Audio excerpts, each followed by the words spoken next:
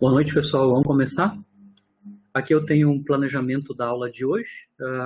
Basicamente, a gente vai especificar, né, sistemas de partículas por causa dos corpos rígidos, né?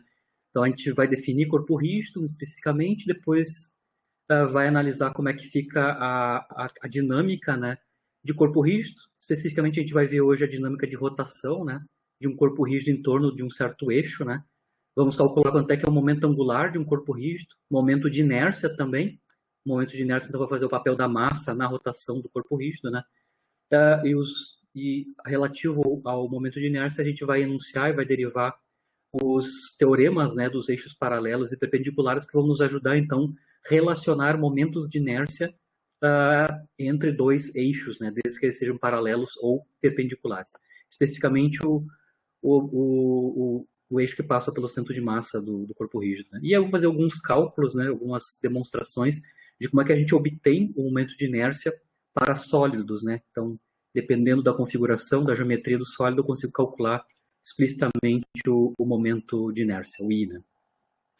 Então, vou começar com dinâmica de corpo rígido. Então, como eu estava falando, a definição de corpo rígido é um sistema de partículas onde todas as partículas do sistema, né, par a par, permanece constante a distância entre partículas, né? Ou seja, a distância entre uma partícula e outra do sistema é fixo, né? Aqui está a minha representação bem simples do sistema associado a um corpo rígido, né? Eu tenho o meu corpo rígido, lá dentro do corpo rígido, eu tenho as partículas constituintes, né? Se eu estou pensando no caso discreto, né? Aqui a gente tem o nosso sistema de referência, né, inercial. Aqui no caso do corpo rígido, aqui eu estou designando duas partículas especial, né, a alfaésima partícula e a betaésima partícula. O vetor, né, direção Professor, tá me relativa, ouvindo? né? Perdão? Tá me ouvindo? Tá, né? Sim. Ah, tá. E aí, pessoal, tranquilo? Tá dominado. Cheguei atrasado, mas tô aí. E aí a posição relativa entre as partículas é mantida fixa, isso tem consequências do ponto de vista da rotação em torno de um eixo que não passa pelo corpo rígido, né? A gente mostrou a expressão geral do momento angular total no sistema de partículas, a gente mostrou que o momento angular total era o momento angular do centro de massa mais a soma dos momentos angulares relativo ao sistema de referência que a gente achou, né? Usou a origem do sistema de referência que a gente usou, mais o somatório, então, dos momentos angulares das partículas relativas ao centro de massa. Como as partículas estão fixas, né, relativo ao centro de massa, na verdade, relativo a uma comparação com a outra, né, elas não têm momento, ou seja, elas não têm velocidade, né, relativo ao centro de massa, né, e automaticamente aquele termo da somatória dos momentos angulares individuais das partículas relativo ao centro de massa do sistema, né, é zero. Então, para o corpo rígido, se eu tenho um eixo de rotação que é externo ao corpo rígido, o momento angular total desse corpo rígido é o momento angular do centro de massa. No caso da energia cinética, a mesma coisa, né? Energia cinética, no caso geral, para um sistema de partículas, é a energia cinética do centro de massa, mais a soma das energias cinéticas das partículas relativa ao centro de massa. Como elas não estão se movimentando relativa ao centro de massa, e nem uma relativa à outra, basicamente a energia cinética de um corpo rígido é só a energia cinética do centro de massa, certo? A energia total para um corpo rígido vai ser, então, será a soma da energia cinética do centro de massa, mais as energias potenciais, né, que a gente separou para um sistema de partículas, caso geral, a contribuição das forças externas e internas, né, do ponto de vista dos potenciais. Lembrando que eu já comentei quando a gente analisou corpo rígido, ou a análise geral para energias potenciais para sistemas de partículas, né, a energia potencial de interação entre as partículas, né, do sistema, no caso do corpo rígido, é uma constante, né? Ela depende das coordenadas das partículas, mas como elas estão fixas, né? A, a energia potencial associada com interação é constante e a sua variação é nula. Então, aqui, quando eu for escrever energia mecânica ou a energia de um corpo rígido, basta colocar a energia cinética do centro de massa e a energia potencial total associada às forças externas, né? Como a variação da energia potencial de interação entre as partículas vai dar zero, nem é necessário colocar aqui, do ponto de vista da dinâmica, né, da análise da dinâmica, a energia potencial de interação, que é apenas uma constante. Né? Isso a gente já tinha visto, né, só particularizando para o caso de corpo rígido. Né? Então, lembrando, o corpo rígido é um sistema de partículas onde as distâncias entre as partículas está fixada, né? Elas não variam o tempo, né? Tem uma outra quantidade que é super importante, que eu vou analisar durante toda a aula, né? Que é o momento de inércia, né? O momento de inércia para o corpo rígido, ele vai fazer o papel da massa, né? Do sistema de partículas ou do centro de massa, no caso da translação, né? Então, quando eu estou analisando rotação de um corpo rígido pelo um eixo que passa pelo corpo, né? Pelo corpo rígido, o I, né? O momento de inércia vai fazer o papel da massa, no caso, do ponto de vista da dinâmica, do ponto de vista da escrita da energia, né? Energia cinética, por exemplo, que é o que eu vou fazer aqui, tá? Então, a gente vai começar agora a analisar rotação. Translação a gente já viu ali em cima o que acontece, né? Rotação de corpo rígido. Então, aqui eu tenho a representação de um corpo rígido, tá aqui nessa figura. Aqui está o eixo de rotação, tá? Eu estou assumindo que o eixo de rotação é o vertical, e o corpo rígido gira em torno desse eixo de rotação com uma velocidade angular ômega, certo? Aqui eu só estou particularizando uma partícula dentro do corpo rígido, né? Um constituinte do corpo rígido, que é a alfaésima partícula do corpo rígido, né? Ou do sistema de partículas corpo rígido, né? E aqui, obviamente, quando o corpo rígido está girando em torno desse eixo de rotação, se eu só ficar olhando a partícula, a alfaésima partícula, né? Ela vai desenvolver um círculo, né? Um círculo, né, em torno desse eixo de rotação, certo? Com velocidade angular ômega, na verdade, todas as partículas do corpo rígido vão girar em torno desse eixo de rotação com a mesma velocidade angular ômega, né?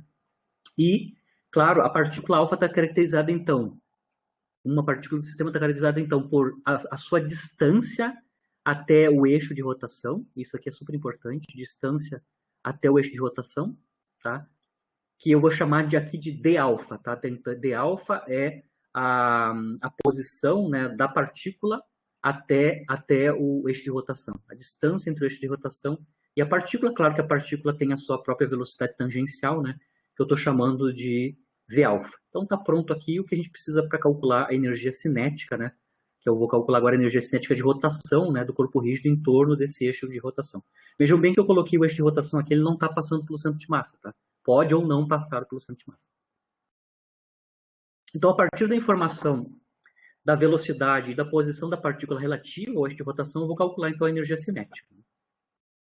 Como é que a gente calcula a energia cinética? Bom, expressão de energia cinética. A energia cinética total, né, daquele corpo rígido, se ele está só girando em torno do seu eixo de rotação, eu vou somar sobre todas as partículas que constituem o corpo rígido, né, as energias cinéticas individuais, né, 1 meio massa vezes velocidade, rotuladas, claro, por alfa, somado sobre todos os alfas, né? Então, estou somando todas as energias cinéticas das partículas constituintes do corpo rígido. Só que, no caso, as velocidades tangenciais, né, as V's de alfa, né, as velocidades tangenciais, todas as partículas estão percorrendo um círculo, né, um movimento circular com velocidade angular ômega a uma distância do eixo de rotação D, né? Então eu consigo reescrever as velocidades tangenciais V-alfa em termos da velocidade angular e da distância da partícula até o eixo de rotação, né? Todas as partículas vão obedecer esta relação entre V e ômega, né? Ômega é fixo para todas as partículas do sistema. Aí eu elevo ao quadrado, né? Explicitamente, elevo ao quadrado. O ômega como é fixo para todas, né? Então eu separo o ômega ao quadrado e, obviamente, tomo o somatório em alfa nas quantidades que tem índice alfa, né? As massas e as distâncias das partículas até o eixo de rotação. Tá? Lembrando que o que está aqui dentro, né, multiplicando 1 meio de ômega 2, a gente vai definir, então, como sendo o momento de inércia, né, desse corpo rígido relativo àquele eixo. Já vai ficar claro daqui a pouco que, se eu mudar o eixo de rotação, o momento de inércia relativo àquele eixo de rotação vai se modificar, né? Mas a maneira como a gente obtém, tanto no caso discreto como no caso contínuo, né, momentos de inércia de um corpo rígido, é isso daqui, é somar sobre todas as partículas o produto massa vezes a distância de cada partícula até o eixo de rotação, que eu estou considerando, ao quadrado. Com isso, a expressão da energia cinética, né, é expressa em termos do momento de inércia I e do quadrado da velocidade angular. Tá? Isso me dá, então, a energia cinética rotacional do corpo rígido em torno desse eixo de rotação aqui. Tá? Aí que eu estava falando para vocês que o I faz o papel da massa, né? Se vocês olharem aqui, compararem essa expressão da rotação para a energia cinética, para a expressão da energia cinética para a translação, né? vocês vão ver que aqui a velocidade angular está fazendo o papel da velocidade de translação, né? E o momento de inércia está fazendo o papel da massa. A expressão é a mesma, é 1/2 a inércia vezes a velocidade correspondente ao quadrado. Então, por isso que é momento de inércia, é a inércia, né, essa quantidade ela quantifica a inércia à rotação, né? Como a massa quantifica a inércia à translação, né? Para acelerar corpos, né? Calculado agora a energia cinética do corpo rígido, agora nós vamos calcular o momento angular do corpo rígido, né? Mas, claro, agora o momento angular relativo a um eixo de rotação que a gente conhece, que passa pelo corpo rígido, né? Quando o eixo não passa no corpo rígido, a gente já sabe, é só igual ao momento angular do centro de massa. Então, aqui eu estou, de novo, um corpo rígido, eu tenho um eixo de rotação, aqui eu só vou colocar, considerar que o meu eixo de rotação é o eixo Z, tá? Explicitamente. Só para facilitar aqui a representação num sistema de coordenadas, né? Claro que lembra, momento angular, eu só posso enunciar ele, né? Expressar ele se eu conheço referente a qual origem, né? De sistema de coordenadas. Então, eu tenho o meu sistema de coordenadas escolhido aqui embaixo. E, claro, eu vou escolher um sistema de coordenadas que coincide o eixo Z, né, com o eixo de rotação, que no meu caso, né, mas eu conheço a origem. A partir dessa origem, eu vou, então, expressar quanto é que é o momento angular, né, de movimento de rotação do meu corpo rígido, certo? Que é o L alfa, por exemplo, o momento angular de uma certa partícula do sistema, certo? Mas já definimos em relativo a qual origem nós vamos calcular os momentos momentos angulares, né? Então, definindo a origem, aí a gente vai calcular o momento angular total do corpo rígido. O momento angular total do corpo rígido é basicamente a soma dos momentos angulares, né, de todas as partículas que constituem o corpo rígido, relativo a essa origem, né? Lembrando como é que a gente calcula momento angular de uma partícula, né, da alfaésima partícula, né? Aqui está, de novo, a representação da alfaésima partícula, como eu falei para vocês, ela desenvolve, né, todas as partículas do corpo rígido. Desenvolve, então, um movimento circular com velocidade de ômega em torno do eixo de rotação. Aqui está a velocidade tangencial dela, a massa, e lembrando a distância entre o eixo de rotação e a massa da partícula a localização da partícula é d alfa, né, na minha anotação. Tem mais coisas aqui que eu estou denotando, relativo ao sistema aqui do sistema, relativo à origem do sistema de coordenadas que eu estou usando.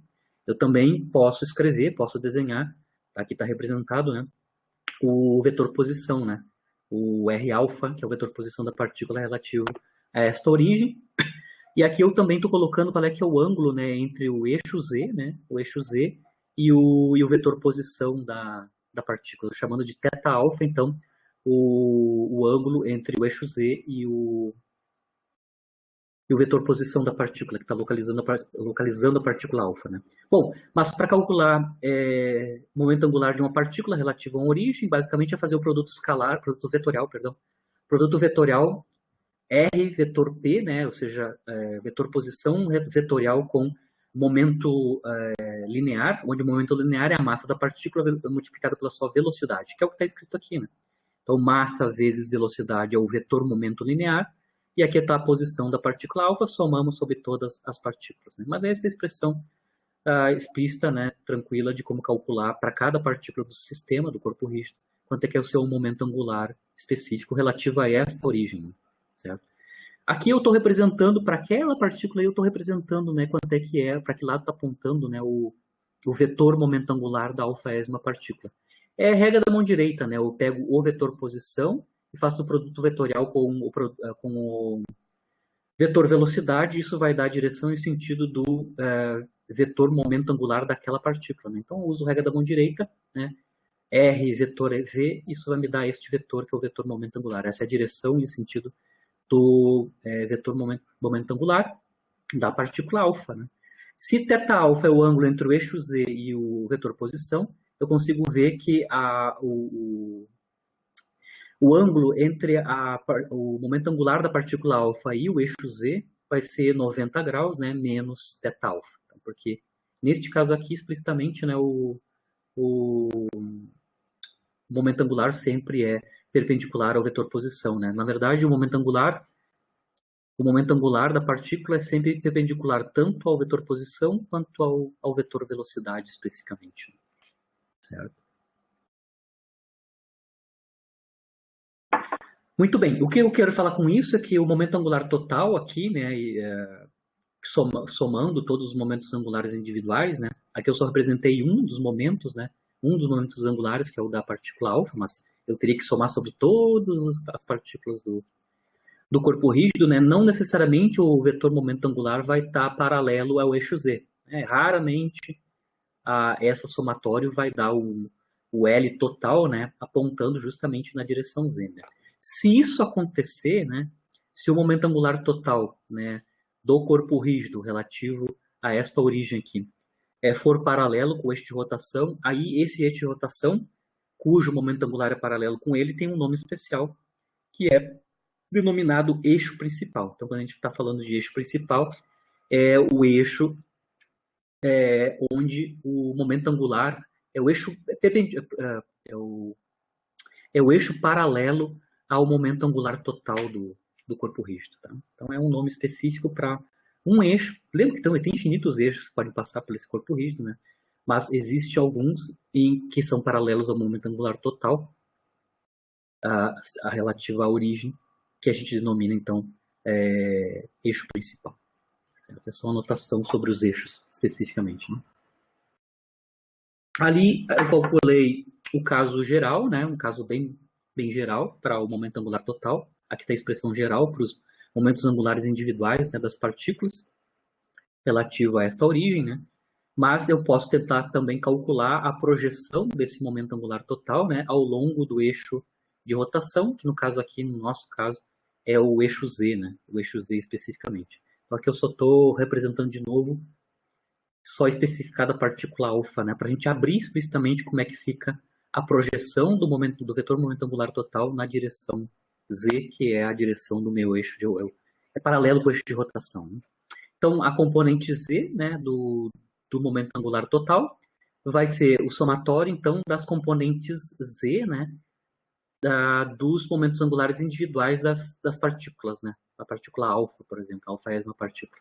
Como é que eu calculo projeção, né, do momento angular da partícula alfa, que é o L alfa, na direção Z? Uso geometria, né? A gente vê que aqui, eu já mostrei para vocês, né? O ângulo do momento angular da partícula alfa, o L alfa, né, com o eixo Z, né, basicamente é 90 graus menos o θ alfa. Então tá aqui. Né? L alfa é o módulo, então, do momento angular da partícula, né, alfa, e cosseno do ângulo que o vetor momento angular da partícula alfa faz com o eixo Z.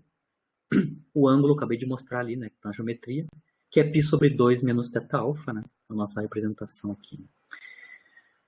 Muito bem, o quanto é que é o módulo do momento angular da partícula alfa? Bom, o módulo, lembra aqui, volta aqui, né? Ela desenvolve, então, um movimento circular, né? No movimento circular, o vetor velocidade, né? O vetor velocidade é sempre perpendicular, na verdade, o momento, né?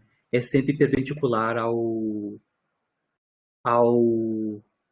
vetor d alfa que está aqui, ou a distância d alfa, né, esse segmento de reta que está aqui, né, especificamente.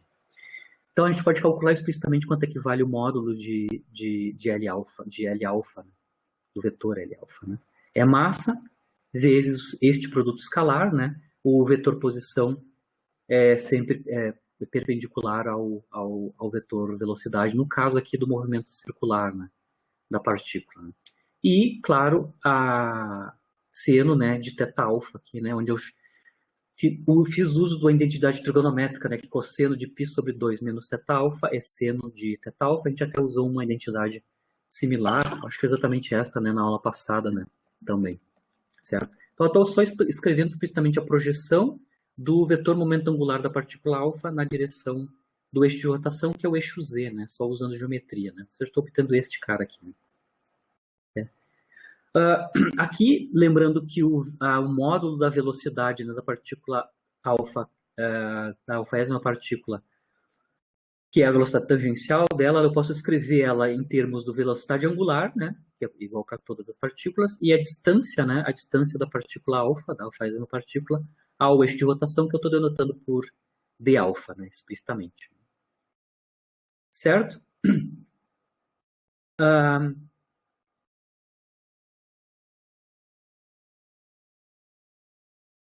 E aí, claro, a gente pode escrever isso em termos explícitos do momento angular e da quantidade de alfa, né? Então aqui eu coloco aqui, eu vou ter a massa, somatório sobre as partículas, né? Eu vou ter a massa de cada partícula alfa, né? Alfa é uma partícula. A velocidade eu vou escrever como ômega d, mas já tem um outro d acompanhando aqui, então eu vou ter d ao quadrado, né? Explicitamente. Lembrando que d tem rótulo alfa, porque ela é a distância a partir do eixo de rotação até a partícula para cada uma delas, né? Bom, como o ômega é fixo, né, para todas as partículas, eu sobra uma quantidade aí, de novo, que é o próprio momento de inércia, como a gente definiu antes, né? Somatório em alfa, m alfa, d alfa ao quadrado, que já apareceu ali no cálculo da energia cinética rotacional, né? De novo, ele aparece também na expressão da componente z, né, do momento angular total agora, né, do vetor momento angular total, relativo ao eixo z, né? Então, relativo ao eixo z, o valor do momento angular total, a sua projeção no eixo z, é o momento de inércia aí do corpo rígido multiplicado pela velocidade angular. Claro que a gente pode associar o LZ a um vetor, né, que tem direção em sentido fixado, né? Esse vetor vai ter a mesma direção em sentido do eixo z, né? Ou seja, ele é na direção do vetor K-chapéu, né, que é o vetor unitário cartesiano, na direção do eixo z. Então, com o valor da projeção, eu vou construir o vetor LZ, né? O vetor LZ, então, tem módulo LZ e ômega, né? E direção em sentido na direção da direção Z, certo? Ou seja, K-chapéu. Aí eu construo esse vetor, né? O vetor LZ, então, é I ômega módulo direção K-chapéu. Com isso, eu consigo construir um vetor velocidade angular, vejam bem aqui.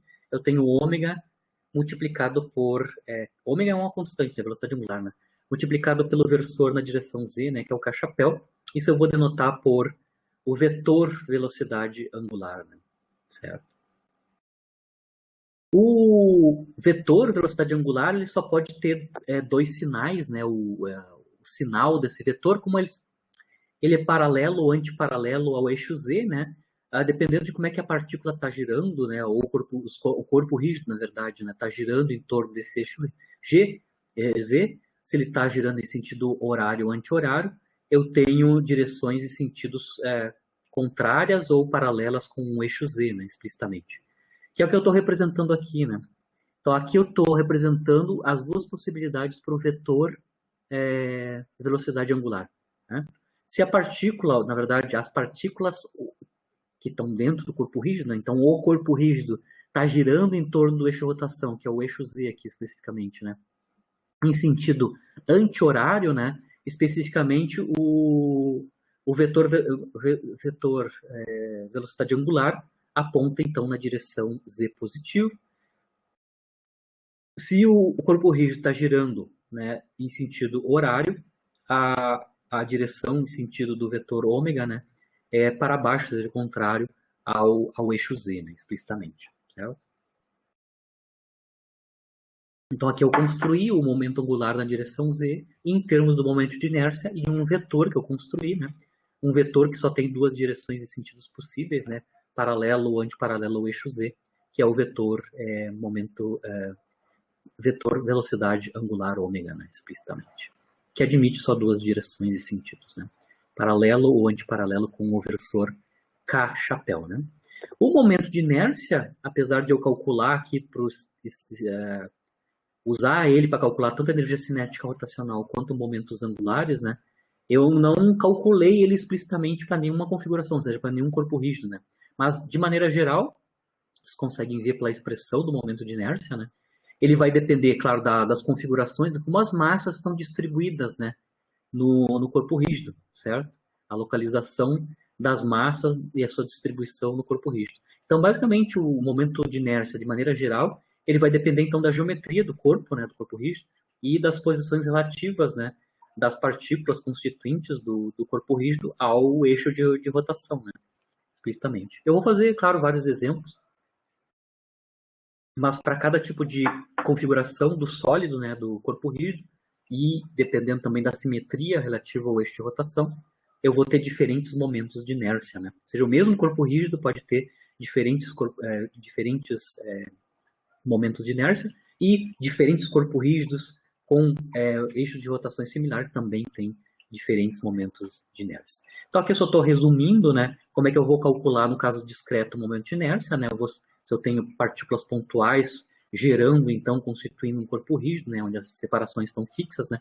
E basicamente, então, a gente vai somar, né, sobre todas as partículas, o produto m alfa d alfa ao quadrado, onde d alfa é a distância entre cada partícula até o eixo de rotação.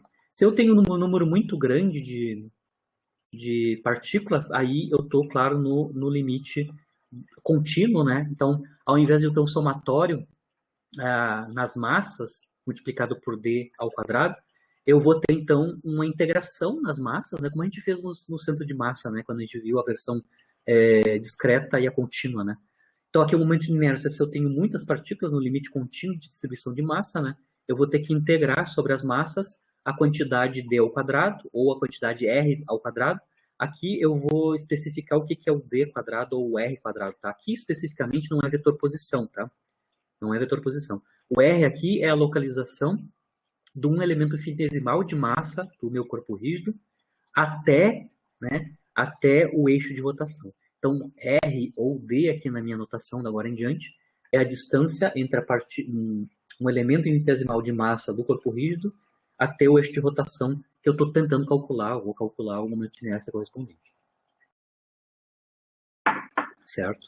Então, daqui a pouco a gente vai começar a calcular explicitamente, né, os momentos de inércia para vários tipos de corpos rígidos. Mas antes disso, eu vou fazer um cálculo, né, comparando para um sistema só de duas partículas, né, mais simples, né, onde o momento de inércia é só uma soma, né, desses produtos aqui, né, como é que fica o cálculo do momento angular, e vocês vão ver que o momento angular tem expressões diferentes dependendo do eixo de rotação, né. Então aqui eu vou fazer um exemplo onde eu tenho duas esferinhas, né, de mesma massa, duas esferinhas de mesma massa, ligadas por uma haste sem massa, tá, uma massa desprezível. Isso constitui um corpo rígido, por exemplo, duas massinhas conectadas por uma haste não deformável sem massa é um corpo rígido, por definição, porque a distância entre as duas partículas do sistema de partículas é fixa. Isso define corpo rígido. No caso, é um corpo rígido constituído só de duas partículas em uma haste sem massa. Aqui eu vou considerar dois eixos de rotação só para a gente comparar como é que são os momentos angulares, né, e os momentos de inércia para esses dois eixos de rotações distintos, né. O meu primeiro eixo de rotação é aqui, as duas partículas estão no plano XY, né? E o eixo de rotação é paralelo com o eixo Z, né? Na direção Z, e passa exatamente pelo centro de massa das duas partículas, que é no meio do caminho, né? Entre as duas partículas, né? Explicitamente. Então aqui eu tenho uma configuração mais simples, onde as partículas estão se movimentando com um movimento circular em torno do eixo Z, onde o eixo Z passa pelo centro de massa, né, pelo centro da haste aqui, certo? Então aqui eu já estou representando quanto é que é o vetor velocidade angular, que é paralelo ao eixo Z. No caso é que elas estão se movimentando em sentido anti-horário, né? E se é anti-horário, o ômega, né, o vetor ômega está apontando para a direção K, né, paralelo com o eixo Z. Aqui eu só representei a velocidade tangencial, né, da partícula. Aqui no caso, nesta configuração, para este eixo, né, a distância de cada uma das partículas até o eixo de rotação é fixo, é d, né? D, eu estou chamando de d, então, a distância entre cada partícula e o eixo de rotação. Isso é uma configuração possível, um eixo de rotação possível, né? Agora, aqui eu tenho um outro eixo que não passa pelo centro de... Aliás, passa de novo pelo centro de massa, só que obliquamente, né, a haste que está conectando as duas partículas, né? Então aqui eu tenho a mesma configuração, duas massas conectadas pela haste, né? Duas massas conectadas pela haste. Aqui continua sendo a distância d, né? A distância d é a distância de cada partícula até o eixo de rotação. Perdão, isso. A distância d aqui, no caso, essa distância aqui, d aqui, é a distância entre as massas e o centro de massa, né? Perdão. Essa distânciazinha aqui não é a distância entre o eixo de rotação e a massinha, né? É a distância entre, agora para esse eixo, é a distância entre a origem, né, o centro de massa, OCM, né? CM. E as massinhas, tanto aqui quanto aqui. Bom, aqui eu tenho, de novo, ambas as partículas vão desenvolver o movimento circular com velocidade ômega em torno do eixo de rotação, que é o que eu estou representando aqui pelos dois círculos, né? Certo? O momento angular aqui é fácil de mostrar quanto é que é, né? Explicitamente, né? Qual é que é a direção e o sentido dele, né? Explicitamente, certo? Lembrando que o vetor momento angular é perpendicular a V e a R, né, explicitamente. Então, são duas configurações possíveis. O último detalhe aqui para este eixo de rotação, que passa obliquamente, né, pelo centro de massa, né, o ângulo entre o eixo Z e a haste, né, eu vou chamar de ângulo φ. Mas, a princípio, eu tenho duas partes. É o mesmo corpo rígido, só que os eixos de rotação são distintos, né? Um mais simétrico, com maior simetria, e outro com menor simetria. Vamos fazer o primeiro caso, né? O primeiro caso onde o eixo de rotação ele é principal, né? Se vocês lembrarem aqui, usando a regra da mão direita, né? Usando a regra da mão direita, o vetor momento angular aponta justamente na direção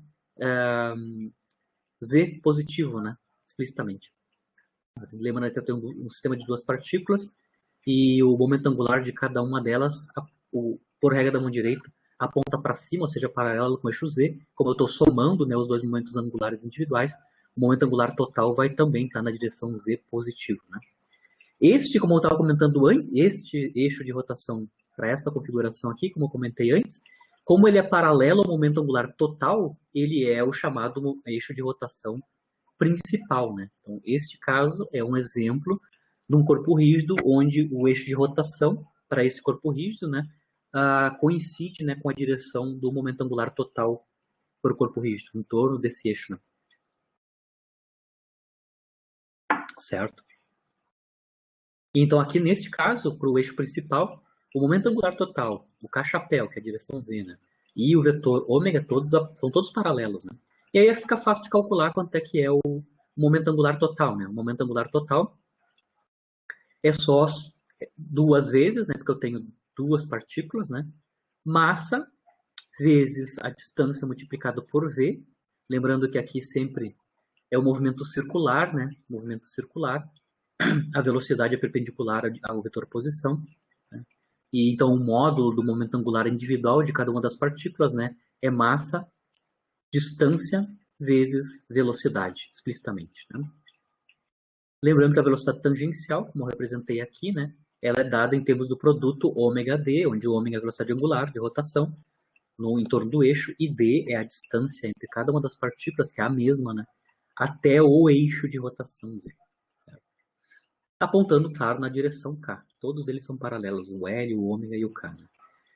Então aqui está explícito, né, quanto é que é o vetor momento angular total para esse eixo de rotação, que é um eixo de rotação principal, né? Duas vezes a massa, p ao quadrado, onde d é a distância de cada partícula até o eixo de rotação z, e ômega, o vetor ômega, né? Lembrando que ômegazinho vezes k-chapéu é o vetor ômega, velocidade angular, né? Vetor velocidade angular, né? A quem está acompanhando aqui, né? Acompanhando o vetor velocidade angular, é o que a gente designaria, né? Lembra que L é igual a I ômega. Acabei de mostrar aqui como é que a gente calcula o momento angular, né? Relativo ao eixo Z, né? I vezes ômega é o momento angular. Então, eu consigo identificar aqui na minha conta quem é o momento angular, aqui especificamente, né? O momento angular é quem sobrou a menos do ômega, né? Então, 2md² deve ser o momento angular desse corpo rígido, ou seja, dessas duas partículas conectadas por uma haste, relativo ao eixo Z. Né? Esse é o momento de inércia, né? Momento de inércia correspondente, quem está acompanhando o ômega aqui, é o momento de inércia correspondente a este corpo rígido simplificado em torno do eixo Z, que é um eixo principal de rotação. Né? Neste caso aqui, o vetor momento angular, né, ele é um vetor constante. Você consegue ver aqui por quê. Certo? Ômega é constante. O vetor ômega é um vetor constante, né? O vetor ômega automaticamente é um vetor constante, o K-chapéu também é um vetor constante, e tudo que acompanha o vetor ômega também são constantes, né? A massa e as distâncias, né, até o eixo Z são fixas. Então, este momento angular aqui, especificamente de rotação em torno desse eixo, né, do corpo rígido, ele não muda com o tempo, ele está fixado, né, ele vai manter o seu módulo, a sua direção e o seu sentido. Todas as quantidades aqui são constantes. O L é um momento angular constante. Agora vamos calcular no segundo caso, né? O segundo caso não é um eixo principal, né? Porque o momento angular, como eu mostrei aqui, né? O momento angular total do sistema, né? Não é paralelo com o eixo de rotação, que eu estou assumindo que é o eixo Z, né, explicitamente. Então, ele não é um eixo principal. Certo? E aí eu vou ter que calcular, né, explicitamente. O L, então, não é paralelo com o ômega. O vetor ômega é sempre paralelo ao eixo Z, né, explicitamente. Bom, para fazer isso, eu vou ter que projetar. Vou fazer a projeção, primeiro, do vetor momento angular na direção Z. Certo? Então, é duas vezes, porque eu tenho duas partículas, né? Massa vezes velocidade, né? Massa vezes velocidade vezes distâncias, né? Massas, velocidades vezes distâncias, né? Massa vezes o vetor velocidade, né? E as distâncias, né? Explicitamente. Explicitamente aqui, no caso, aqui eu já substituí a velocidade tangencial em termos do ômega, né? Explicitamente, né? Então aqui o d quadrado e o ômega que está aqui dentro do vetor ômega, né? É a velocidade tangencial, né? O seno, né? O seno está ali porque a distância das partículas até o eixo Z, tá? Seria o meu d, né? Os d alfas, né? Os Ds. Nesse caso, pode ser obtido por geometria, né? Então, a distância, neste caso aqui, para esse eixo de rotação que é oblíquo, né? A distância de cada uma das partículas até o eixo de rotação, que é essa distância aqui que eu chamei de D, ou D alfa no caso, né? D alfa, né? É obtido por geometria. Eu tenho um triângulo retângulo aqui, né? Eu tenho a hipotenusa com tamanho D, o ângulo aqui é φ, e a distância entre a partícula e o eixo de rotação é D alfa. Está claro, então, que D, que é o módulo do vetor posição da partícula, né? Basicamente D alfa, né? D alfa, que é o cateto oposto, é o seno do ângulo, né? Seno do ângulo φ é D alfa sobre D, né? Seno do ângulo de φ, que é o cateto oposto, né? Seno de φ é D alfa sobre D, ou seja, cateto oposto sobre a hipotenusa. Então, eu posso relacionar o D e o D alfa, né? O D é o tamanho do vetor posição da partícula, né? E D alfa, então, é a distância entre a partícula e o eixo de rotação. Mas essas duas quantidades estão conectadas, né, por geometria através do seno, né? Porque o D alfa é o cateto oposto naquele triângulo retângulo. Então, por isso que eu tenho um seno, né? Um seno ao quadrado de φ e um D2, né? Explicitamente, porque quando eu for escrever d alfa ao quadrado, né, explicitamente, ou d quadrado, né, d quadrado explicitamente, na verdade o d, né, que aparece na expressão de v, né, eu vou precisar de um d adicional e o seno de φ adicional através da projeção aqui no triângulo retângulo. Né. Mas aqui é o vetor LZ, que basicamente é o vetor que é a projeção do momento angular total do sistema, do corpo rígido na direção Z, como a gente aprendeu a calcular ali antes, né, explicitamente. Certo?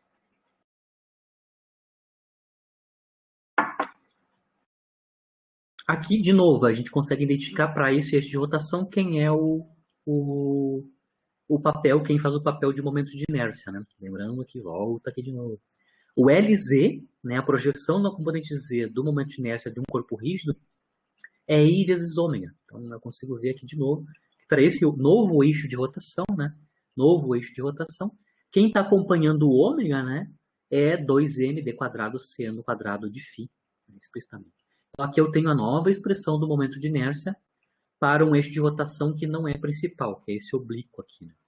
Já vejam que mudou o valor, né? Antes o momento de inércia era 2md², agora o momento de inércia é 2md² seno quadrado de φ, né? Agora o vetor momento angular não é mais constante, tá? No caso anterior era, mas agora não é mais constante. Por que ele não é mais constante? O módulo dele ainda é constante, né? O módulo é constante porque o n, o d e o ângulo estão fixados, né? Mas, enquanto as partículas do sistema estão girando, né, em torno do eixo de rotação, a direção e o sentido, né, do vetor L mudam com o tempo. Então, apesar do seu módulo ser constante, a sua direção e o sentido muda enquanto as partículas do sistema, ou o corpo rígido, está rotacionando em torno do eixo de rotação. Certo? Então, nesse caso aqui, o vetor momento angular não é constante, certo? Ele faz, então, um movimento que a gente chama de precessão, né, em torno do eixo de rotação, o L, né? O vetor momento angular L, ele muda com o tempo a sua direção e sentido, mas mantendo o módulo, né? Lembrando que, lá quando a gente estudou sistema de partículas a partir da dinâmica rotacional, né, se o vetor momento angular muda com o tempo, ou seja, ele tem uma taxa de variação temporal não nula, isso está associado com um torque externo líquido que tá atuando, né, sobre o sistema. Ou seja, para eu ter um momento angular total que é não constante, né, ou seja, que é variável no tempo, muda com o tempo, necessariamente tem que ser aplicada sobre este corpo rígido aqui, ele não pode ser livre, né? Ele tem que ter forças externas que realizam torque, né, sobre o sistema. Então, aqui é o caso onde eu tenho um vetor momento angular total que é variável no tempo. Isso vai implicar, então, que para ele estar rotacionando aqui em torno deste eixo de rotação, para esse eixo oblíquo aqui, né, o sistema não pode estar livre, ele tem que estar sujeito a um torque líquido externo, né? Lembrando, na aula do sistema de partículas, a gente mostrou explicitamente, derivou, né, que a taxa de variação temporal do momento angular total é igual ao torque líquido, né, total, devido às forças externas apenas sobre o sistema. Ou seja, sobre aquelas duas partículas tem que ter um campo ali externo realizando um torque líquido total não nulo, né? E aí sim eu vou ter taxa de variação temporal do momento angular. Então a gente tem uma ideia aqui que como o L varia com o tempo, tem que ter torque externo. E agora eu vou calcular quem é o torque externo a partir da informação de L. Como eu conheço o vetor momento angular, eu posso determinar, derivando ele temporalmente, né, eu consigo derivar quem é o torque externo que está dando origem a esta rotação em torno daquele eixo, né? Para fazer isso, eu vou então escrever o vetor momento angular total em termos das suas componentes cartesianas, né? Eu já calculei a componente z, mas eu vou escrever ele em termos de todas as componentes cartesianas, né? Faltou o casinho chapéu aqui.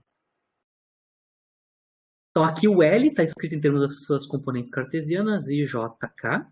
Como é que eu sei as componentes? Se eu sei o módulo do momento angular que eu estou chamando de L, tá? Se eu sei o módulo do momento angular que eu estou chamando de L. Aqui está a configuração, eu tenho os eixos coordenados, né? Explicitamente eu posso usar o sistema de referência de coordenadas esféricas, né, para obter as componentes cartesianas em termos dos ângulos, né, tanto azimutal quanto polar, né, explicitamente. Lembrando que a gente já sabe que o ângulo entre o vetor momento angular e o eixo z, né, de rotação, é π sobre 2 menos φ, né? Π sobre 2 menos φ. Bom, π sobre 2 menos φ. Esse é o eixo do L relativo ao Z. A gente tem o ângulo azimutal em coordenadas polares, coordenadas esféricas, e assim por diante. E L é o módulo desse vetor aqui. E os eixos coordenados, né? Vejam bem, aqui o π sobre 2 menos φ no sistema de coordenadas esféricos está fazendo o papel do ângulo polar θ, né? Então, o ângulo polar θ em sistema de coordenadas esférico é o ângulo entre o eixo z e o vetor posição, ou o vetor que eu estou fazendo a decomposição dele no sistema de coordenadas esféricas. Mas em coordenadas esféricas a gente sabe todas as componentes, né? A componente x, y e z, tanto do vetor posição quanto de qualquer vetor cujo módulo a gente conhece, cujo módulo agora é L, né? No caso, a componente x é o módulo do vetor, cosseno φ seno θ, onde φ é o ângulo azimutal e θ é o ângulo polar, né, em coordenadas esféricas. A componente y é o módulo do vetor seno θ seno φ. E a componente z é o módulo do vetor cosseno θ, né, que é o ângulo polar. Então, φ e θ são um ângulo azimutal e polar no sistema de coordenadas esféricos. Com isso, é fácil de calcular explicitamente aqui as componentes cartesianas, como eu mostrei, né? Componente x, L cosseno φ, seno θ, mas o θ, né, o ângulo entre o z e o L, é π sobre 2 menos φ. Componente y, L seno θ, θ é π sobre 2 menos φ, seno φ. E, finalmente, a componente z é L cosseno θ, onde θ é π sobre 2 menos φ. Tanto o ângulo φ quanto o módulo do momento angular são constantes, como eu falei para vocês, né? Só a direção e o sentido que fica mudando, né? E lembra que a velocidade angular, né, em torno do eixo z é o φ ponto, na verdade, né? Φ ponto, ou seja, a velocidade angular em torno desse eixo aqui, que é o eixo z, né, é o φ ponto, onde o φ é o ângulo azimutal, né? Então a derivada temporal do ângulo azimutal vai nos dar a velocidade angular ômega, né, em torno do eixo de rotação z, né? E aí fica, se eu tenho o vetor momento angular em componentes cartesianas, se eu fizer a derivada temporal desse vetor momento angular, eu vou obter o torque, porque o torque externo, né, torque líquido devido às forças externas, é a derivada, ou a taxa de variação temporal do momento angular. O momento angular, eu escrevi ele em termos das componentes cartesianas, lembrando que só o ângulo azimutal φ, né, admite derivada temporal. Todas as outras quantidades, tanto L quanto o φzinho aqui, né, que não é o ângulo azimutal, é o ângulo entre o z e o vetor posição da partícula, né, são constantes, né. Então aqui eu já estou calculando explicitamente quem é a derivada de L, né, componente a componente. Então quando eu derivo a componente x, eu vou ter, cosseno vai virar menos seno, né, menos seno, e, obviamente, a regra da cadeia tem que ainda multiplicar por φ ponto, que é a velocidade angular. Então está aqui a derivada da componente x do momento angular total, certo? Aqui eu já usei que seno de π sobre 2 menos φ é cosseno de φ. Tá? O seno de φ é a derivada do cosseno, é menos seno, e o ômega é o φ ponto, tá? Explicitamente. A mesma coisa para a componente y, né? Componente y, a derivada de seno de φ é cosseno, né? Cosseno de φ, vezes φ ponto, que é o ômega, né? E as constantes. Lembrando que no caso aqui, quando eu derivo o momento angular total na direção z, perdão, na componente z, né? A componente z não tem dependência no ângulo azimutal φ. Ou seja, todas as quantidades aqui, a componente z é fixa, né? O L, o seu módulo do momento angular é fixo, e o ângulo φzinho é fixo. Se eu derivar isso temporalmente, isso é nulo, né? Então, interessante aqui que o torque, né, que é a derivada do momento angular, é um vetor que está no plano xy, né? Ele não tem componente z, porque a componente z do momento angular é constante, né? Explicitamente. Certo? Então, esse vetor está no plano xy, né? E lembrando que eu tenho, claro, quantidades iguais aqui dentro, né? São comuns, né? O que eu tenho em comum aqui, então, é L ômega cosseno φ, né? Eu tenho L cosseno φ, L ômega cosseno φ, L ômega cosseno φ, que é fatorado, e o que sobra aqui é este vetor, né? Que é um vetor no plano xy, né? Menos seno de φ e chapéu, mais cosseno de φ, j chapéu. Este vetor, se vocês lembrarem, lá no início do semestre, quando a gente viu coordenadas planopolares, né? A gente escreveu os vetores R chapéu e θ chapéu, que são os vetores unitários associados ao sistema de coordenada plano polar, em termos dos versores cartesianos, né? Este cara que está aqui é especificamente, o vetor θ chapéu, né? Θ chapéu, explicitamente, né? Então eu consigo já mostrar quem é o torque, né? Como tem taxa de variação temporal do momento angular total, no segundo eixo, que é oblíquo, né, ao centro de massa, né? Não é um eixo principal, né? Ele pode ser escrito em termos do versor θ chapéu, e o que sobrar sobrou, né? Aqui eu vou escrever explicitamente o L ômega cosseno φ, né, em termos da componente Z do momento angular que a gente conhece, né. Eu mostrei agora há pouco ali que a componente Z do momento angular é 2m quadrado seno ao quadrado de φ, né, explicitamente vezes ômega, né. Então eu vou só reescrever esta quantidade em termos do cosseno, do seno de φ, lembrando que seno de φ é cosseno de π sobre 2 menos φ, né? Então eu consigo reescrever L ômega cosseno φ em termos da componente Z, né? Em termos da componente Z. Ou seja, basicamente o que eu estou fazendo aqui é reescrevendo, né, o módulo do momento angular, ou do torque na direção θ chapéu em termos do LZ, né? De quanto equivale o módulo do vetor LZ, explicitamente. Certo? Ou por projeção, a gente pode ver aqui também. Né? Aqui eu tenho L cosseno φ. A gente pode ver por geometria o que significa aqui especificamente. Né? Mas é só uma outra maneira de reescrever. Bom, mas o que a gente tem aqui explicitamente, né? A gente tem o torque, né? O torque que tem que ser necessário para o meu corpo rígido estar rodando na direção Z, naquele eixo que é oblíquo, né? Se eu não tenho torque externo, este fenômeno físico não vai acontecer, né? Por a relação entre a taxa de variação temporal do momento angular total e o torque, né? O torque líquido devido às forças externas sobre o sistema. Então, se eu tenho um corpo rígido, que é esse daqui, né? E o meu eixo de rotação é o eixo Z, que passa obliquamente aqui, fazendo um ângulo φ, né? Se o corpo rígido tá livre, ou seja, não tem forças externas, eu não vou ter rotação, né? Do meu corpo rígido relativo àquele eixo Z, né? Explicitamente. Aqui eu só estou reescrevendo a forma final do torque, né? Que eu obtive a partir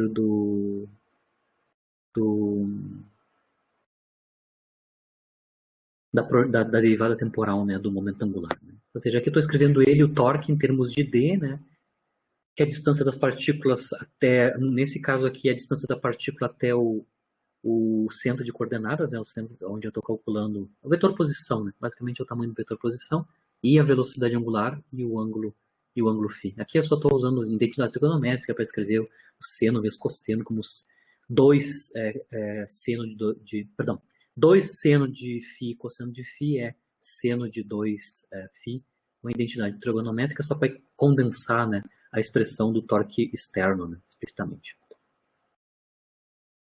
Mas é só uma brincadeira para mostrar como eu calculo o torque a partir da derivada do momento angular total, como a gente obteve em termos do momento de inércia. Né?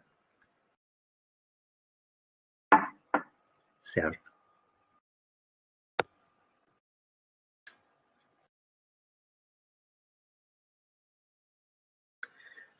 Eu estava mostrando para vocês que, na verdade, para um corpo rígido, né, eu posso ter infinitos eixos de rotação que passam por ele, né, mas tem pelo menos 3 eixos, né, no mínimo 3 eixos que são eixos principais. Né. Lembrando que eixo principal são aqueles que são perpendiculares, são paralelos, perdão, ao momento angular total. Né. Então, para qualquer corpo rígido, eu vou ter pelo menos 3, no mínimo 3 eixos principais, ou seja, eu vou ter no mínimo 3 eixos que são paralelos com o momento angular total do sistema, né, do corpo rígido especificamente. Né? E esses 3 eixos principais vão ser perpendiculares entre si, né, explicitamente. Né? Quando o corpo rígido tem simetria, que a gente vai fazer já o caso onde eu tenho simetria de revolução, né, em torno do eixo, né, e este também vai ser um eixo principal. Né? Então, toda vez que eu tenho um eixo e o meu corpo rígido é simétrico relativo a esse eixo, automaticamente esse vai ser um eixo principal. Né? Por exemplo, aqui no cilindro, né, eu tenho um cilindro, né, eu tenho o meu sistema de coordenadas, o centro está aqui claro, assumindo que a densidade é uniforme da massa nesse cilindro. Né. Eu estou assumindo, então, que o centro de massa está localizado aqui. No centro de massa eu coloco a origem do meu sistema de coordenadas, eu tenho o eixo x e y, né. Aqui o eixo Z, explicitamente, é um eixo onde eu tenho simetria de revolução, né? O cilindro é completamente simétrico, né? em torno deste eixo aqui, né, explicitamente. Então, o eixo Z é um eixo de simetria e é eixo principal, obviamente, né, para esse cilindro. Então, tem um eixo que é de simetria e tem os outros dois que são perpendiculares a eles, que no caso aqui é o eixo X e o eixo Y, que passam pelo, por exemplo, passam pelo centro de massa, né, do sistema. Esses três aqui, que são perpendiculares entre si, todos eles são eixos principais, né? Eixos principais. Quando for calcular o momento angular, né, relativo a esse eixo, eu vou mostrar, a gente pode mostrar que o momento angular também do corpo rígido está nesta direção, né, por simetria, né, explicitamente. Tem três eixos para o cilindro, mas também tem para outros corpos rígidos que tem uma alta simetria, por exemplo, a esfera, né, que tem simetria esférica. A gente vai também ter três eixos, explicitamente os eixos que passam pelo centro de massa, né, da esfera uniforme, né, vão formar três eixos principais, né, onde o corpo rígido é bem simétrico, né, por revolução em torno desse eixo, né. E a mesma coisa acontece para o cubo. Então tem vários tipos de corpos rígidos sólidos, né, em que eu consigo identificar claramente, rapidamente, quem vão ser os eixos principais, né. São aqueles onde o corpo rígido é completamente simétrico, né, em torno daquele eixo de rotação quando a gente faz revolução de rotação, né, explicitamente. No caso daquelas duas esferas que a gente estava calculando, os momentos angulares, etc., né, o momento de inércia em relação ao eixo perpendicular, né, que passa pelo seu centro, né, ou seja, neste cara aqui, né, este cara aqui. O momento de inércia a gente já sabe calcular, né, 2md², mas basicamente eu consigo mostrar que ele é a soma dos momentos de inércia de cada uma das duas partículas que constituem o sistema ou o corpo rígido, né, relativo ao eixo que passa perpendicularmente a eles. Lembrando que nesta configuração, né, este corpo rígido é completamente simétrico relativo ao eixo Z, né. Até a gente mostrou que esse é o eixo principal porque o momento angular realmente está nessa direção, né. Mas a gente vê que tem uma simetria completa da rotação do corpo rígido em torno desse eixo específico aqui.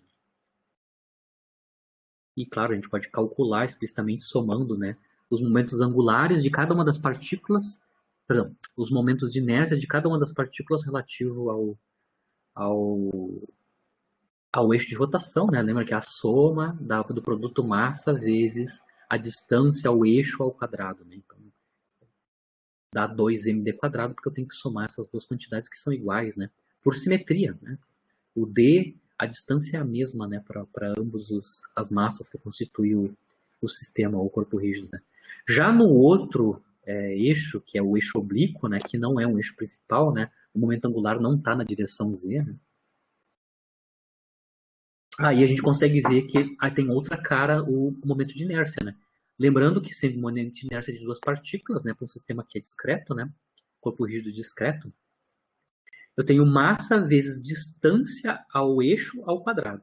Tá? Agora, se eu vim aqui fazer a geometria, né, neste aqui, como eu estava falando para vocês, né, a distância ao eixo, né, é o cateto oposto, né, desse triângulo retângulo, onde aqui a hipotenusa é D, e o ângulo aqui é φ. Então, eu consigo obter D, né, a partir do seno de φ e a hipotenusa. Lembrando que seno de φ é dα sobre D, ou seja, dα é D seno φ. Ou seja, a distância da partícula até o eixo de rotação, quando ele é oblíquo, né, vale D seno φ. Né?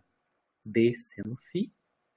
E somamos, né, para as duas partículas, a gente tem essa expressão que a gente obteve já para o momento de inércia para aquele outro eixo de rotação.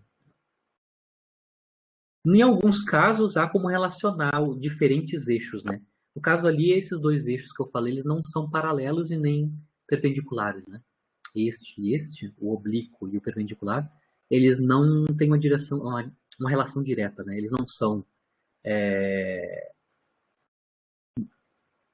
na verdade, eles são paralelos, né? Na verdade, eles são paralelos aqui. Na verdade, relativo ao centro de massa, não, né? Eles não são paralelos nem perpendiculares relativo ao centro de massa, né? Mas, por exemplo, se eu tenho diferentes eixos de rotação para o mesmo corpo rígido, né? e eles são paralelos ou perpendiculares, eu consigo obter, então, relações, né, entre os diferentes momentos de inércia. Tá? Então, se eu tenho momentos de inércia ou eixos de rotação que são paralelos ou perpendiculares entre si, a gente consegue obter relações entre eles, né, por teoremas. Tá? Começando, então, com os eixos que são paralelos. Então, eu tenho um corpo rígido e eu tenho diferentes eixos de rotação, mas esses eixos de rotação são todos paralelos entre si. Tá? A gente pode mostrar, eu vou demonstrar, né, que se eu comparar dois desses eixos, né, dois eixos paralelos entre si, eu tenho um teorema que garante a relação entre eles, que é o teorema dos eixos paralelos, ou o teorema de Steiner, né, certo? Ou seja, eu consigo relacionar. Como é que é a relação entre esses dois eixos que são paralelos? Tá? Desde que um deles, obviamente, passa pelo centro de massa. Então, eu tenho um eixo de rotação que passa pelo centro de massa, e qualquer outro eixo de rotação que seja paralelo ao eixo que passa pelo centro de massa. Certo? Esses dois, os momentos de inércia relativo a esses dois eixos são relacionados por o teorema de Steiner dessa forma. Né?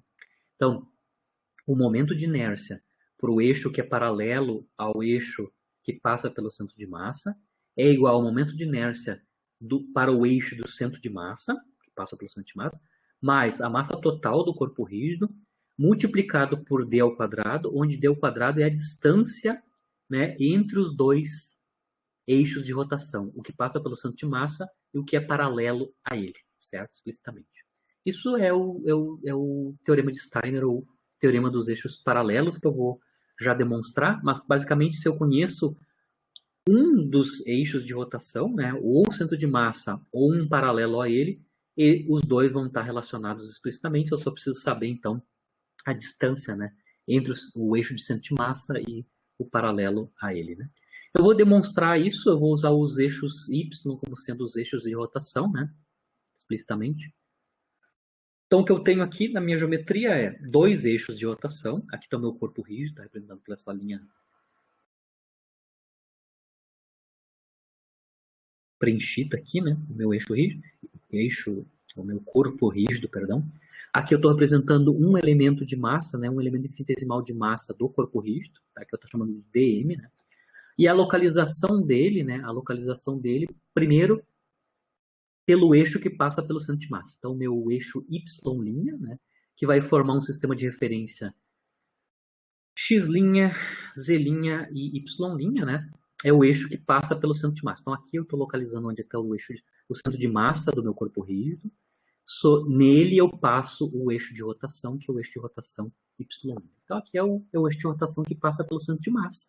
E aqui eu consigo localizar todas as partículas do sistema, né, do corpo rígido, que são os DMs, né, os elementos infinitesimais de massa, a partir desse sistema de referência que é relativo ao centro de massa, né? Relativo ao centro de massa.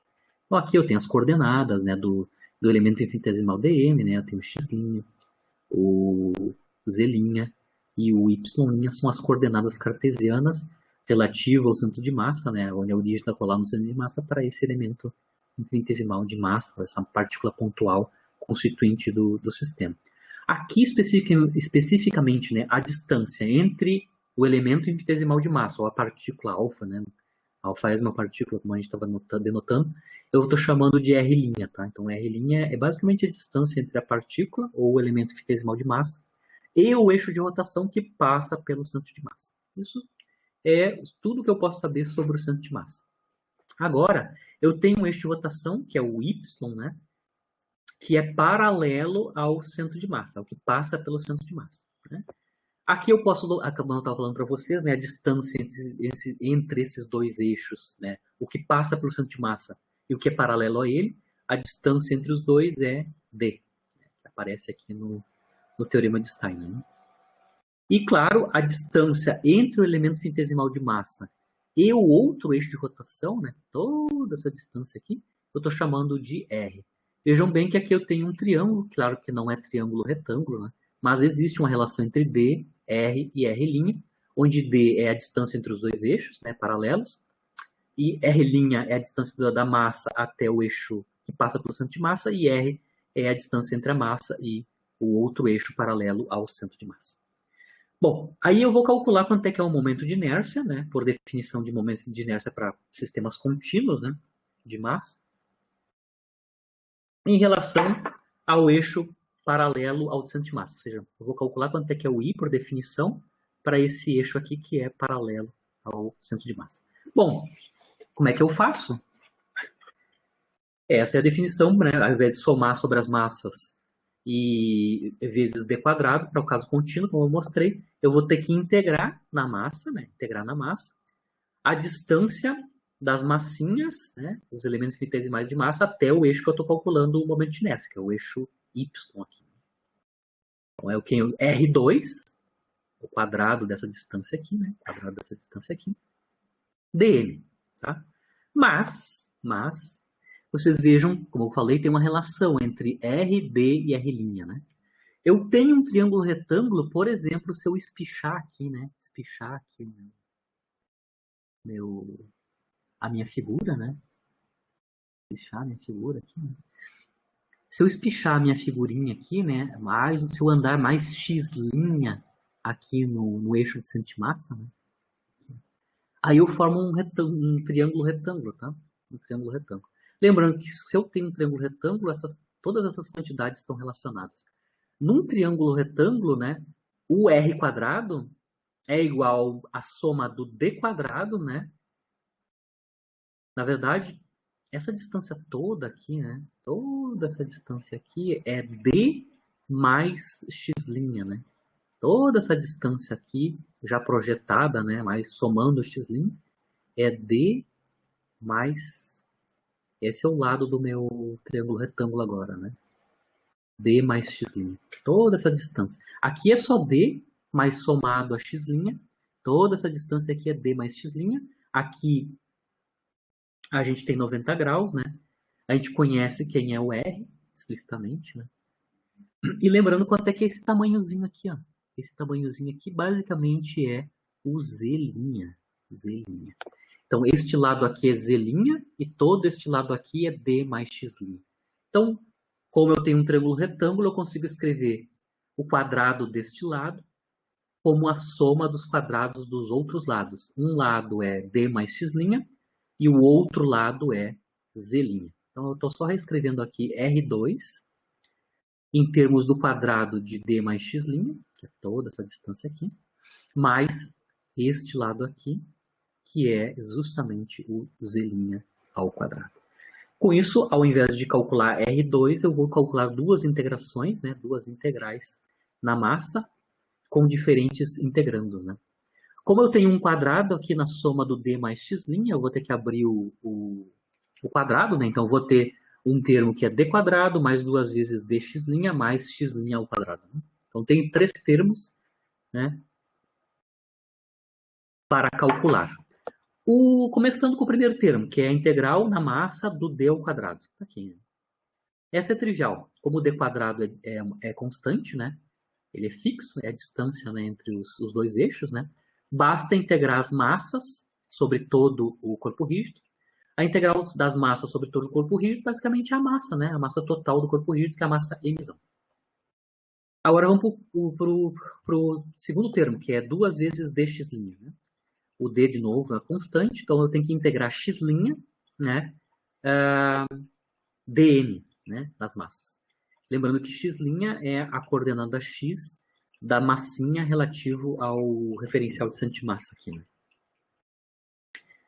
Lá na aula que a gente calculou componentes cartesianas do vetor centro de massa, né? Do vetor centro de massa, esta quantidade aqui, né? Obviamente dividindo pela massa total, né? Mas isso aqui é basicamente a massa total multiplicada por a componente x, né? Do vetor posição do centro de massa, né? Posição do centro de massa relativa ao centro de massa. Essa integral aqui é nula, né? Porque a componente x do centro de massa relativa ao próprio sistema de centro de massa é nula. Certo? Então aqui, esse termo aqui, que é o integral na massa das componentes cartesianas, né? X das massinhas, né? é exatamente nulo, né? Porque são as componentes x do centro de massa relativo ao sistema de referência que está colado no centro de massa. Então, o x' já vai integrado na massa, já é a própria componente do vetor posição do centro de massa, né? E o que restou aqui é o quadrado do x', né? E o quadrado de z, que está aqui. Então, só tem, na verdade, uma integração que tem que ser feita, que é a integração da soma x' quadrado mais z' quadrado dm, né? Então, aqui esse segundo termo é nulo. O primeiro termo vai dar, basicamente, massa total multiplicado por d quadrado, explicitamente, né? Mais a integral do r' ao quadrado, porque x' quadrado mais z quadrado, né, z' quadrado, é justamente r' quadrado, é este cara aqui, r' ao quadrado, por triângulo retângulo, explicitamente, que é justamente o valor do momento angular, quando eu somo, claro, sobre todas as massas, né? Lembrando que r' é a distância da massinha, né, relativa ao eixo que passa pelo centro de massa. Então, essa aqui é justamente a definição do momento de inércia para o eixo de rotação sendo o eixo que passa pelo centro de massa. Se eu fosse calcular ele, né, eu teria que fazer somatório sobre as massas, integradas, e o integrando é a distância entre as massinhas e o eixo de rotação ao quadrado, que é o r' ao quadrado. Então, aqui está explícito a derivação, a demonstração do teorema de Steiner, né? O momento de inércia relativo a esse eixo que é paralelo ao que passa pelo centro de massa é a massa total do sistema multiplicado por D2, onde D2 é a distância entre os dois eixos paralelos, mais o momento de inércia relativo ao centro de massa, né? Então, eu tenho a conexão entre os momentos de inércia para dois eixos que são paralelos. Obviamente, um deles tem que passar pelo centro de massa.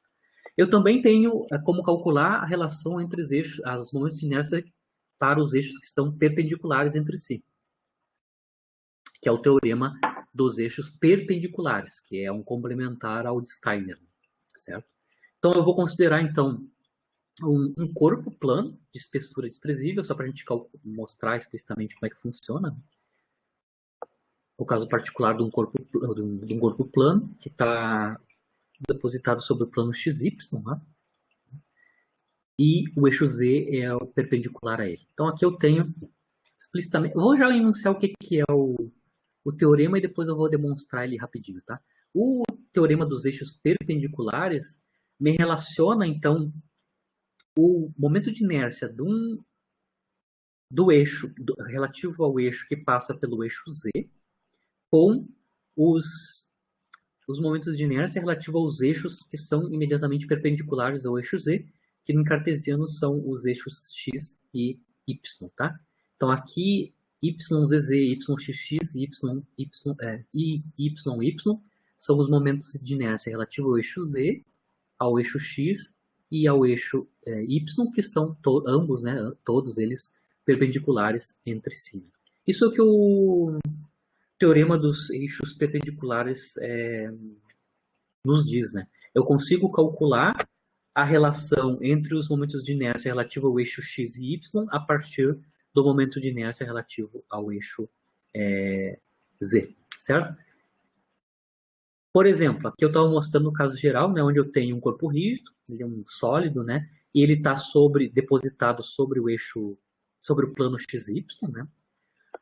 Aqui está a minha origem do sistema de coordenadas, então está fixado aqui quem é a origem do sistema de coordenadas cartesiano, certo? Aqui estou representando o elemento infinitesimal desse corpo rígido, né, o elemento infinitesimal de massa desse corpo rígido. Aqui está a distância, né, referente à origem do sistema de coordenadas até a massinha, de cada uma das massinhas, eu estou chamando de R, né? E, claro, as componentes cartesianas, né? As coordenadas cartesianas x e y, né? Para esse elemento infinitesimal de massa, né?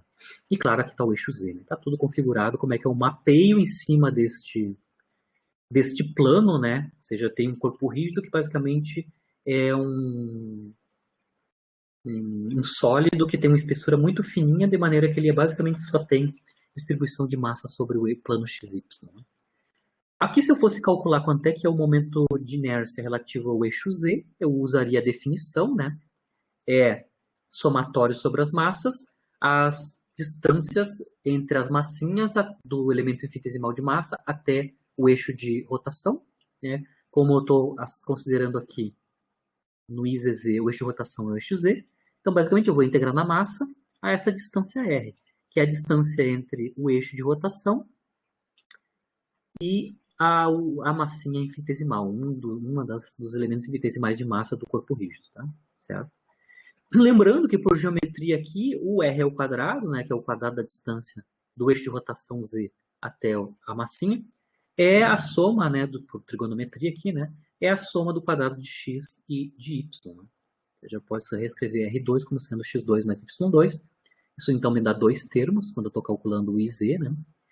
Mas, vejam bem, esses dois termos que eu obtive aqui são justamente as definições, né, do momento de inércia relativo ao eixo x e do momento de inércia relativo ao eixo y. Por quê? Como é que eu calcularia o momento de inércia relativo a esse eixo, que é o eixo x? Né? Bom, eu integraria sobre as massas e designaria, né, qual é que é a distância, né, a distância da partícula relativo ao eixo x, né, explicitamente. Né? Certo? Que no caso aqui é x, né? A distância aqui da origem até aqui a projeção da partícula, né? A direção dela, a projeção dela no eixo de rotação, né? Aqui está conectado, né? Justamente a definição do momento de inércia relativo a este eixo aqui explicitamente. Né? E a mesma coisa para o eixo dos y, né? Que explicitamente. Na verdade está trocado aqui, né? Esta criatura aqui, né? Esta criatura aqui é o y, né? É o y, né? Que a distância entre a massinha, o elemento infinitesimal de massa, e o eixo dos y, né? O eixo dos y aqui é justamente x. Né? Então, integral de x quadrado dm é o momento de inércia relativo ao eixo dos y e a integral de y quadrado dm, né? Que é esta distância aqui, né? É a distância entre o eixo dos x e a massinha, né? O elemento infinitesimal de massa, né? Essa distância aqui. Então aqui está trocado, né? Então, na verdade não está trocado. Este cara é este, né? É o y. E este cara aqui é o ix, né? Explicitamente. Mas igual, eu consigo mostrar que o IZZ, genericamente, é a soma dos momentos de inércia para os eixos perpendiculares ao z, né? Que são o x e o y.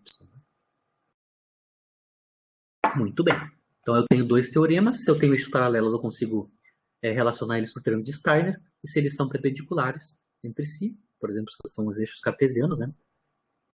Esses três momentos de inércia, né, relativos a esses três eixos perpendiculares, estão relacionados entre si. Em geral, se tem simetria, né? E dois deles vão ser iguais, né, em módulo, né? Explicitamente por simetria. Né? Então, se eu tenho um objeto que é simétrico em torno do eixo x e y, por exemplo, né? Essas duas integrais aqui são idênticas, né, do ponto de vista numérico. Eu já vou mostrar isso explicitamente. Né? Agora o que eu vou fazer para caminhar a finalização da aula é calcular explicitamente o momento de inércia de sólidos. Eu fiz só o cálculo de momento de inércia para um sistema discreto, né, duas massinhas, dois eixos, né, um que era principal e outro que não era principal. Mas agora aqui eu vou calcular explicitamente os momentos de inércia para sólidos, né? Claro, eu não vou esgotar, eu vou fazer só os mais representativos, e aí vocês conseguem ter uma ideia de como é que a gente calcula explicitamente isso, né? Os momentos de inércia, né? Por definição de momento de inércia, caso a caso, né? Então, vou começar aqui com um anel, tá? Um anel de raio R, tá? Onde a massa é distribuída, né? Um anel fino, então a massa é distribuída sobre a circunferência do anel, que tem raio R. Aqui eu já localizei o elemento infinitesimal de massa, né? dmzinho, né? E a distância entre esse elemento infinitesimal de massa e o eixo de rotação, que aqui eu estou assumindo que é o eixo Z, né? Mas pode ser qualquer eixo de rotação, desde que ele passe, claro, que passe pelo centro. Então aqui eu vou calcular quanto é que é o momento de inércia de um corpo rígido que é um anel, cujo eixo de rotação passa pelo centro deste anel, certo? Onde a distância de cada uma das massinhas infinitesimais do sistema, né, dos elementos infinitesimais de massa do sistema, é a mesma, que é o raio do anel. Então, todos os elementos dm, né, todos os elementos infinitesimais de massa dm, distam igualmente do eixo z, ou do eixo de rotação que passa pelo centro, que é distância r. Né? Muito bem, aí vamos calcular quanto é que é o momento de inércia relativo a esse eixo, que eu estou chamando de IZZ, certo?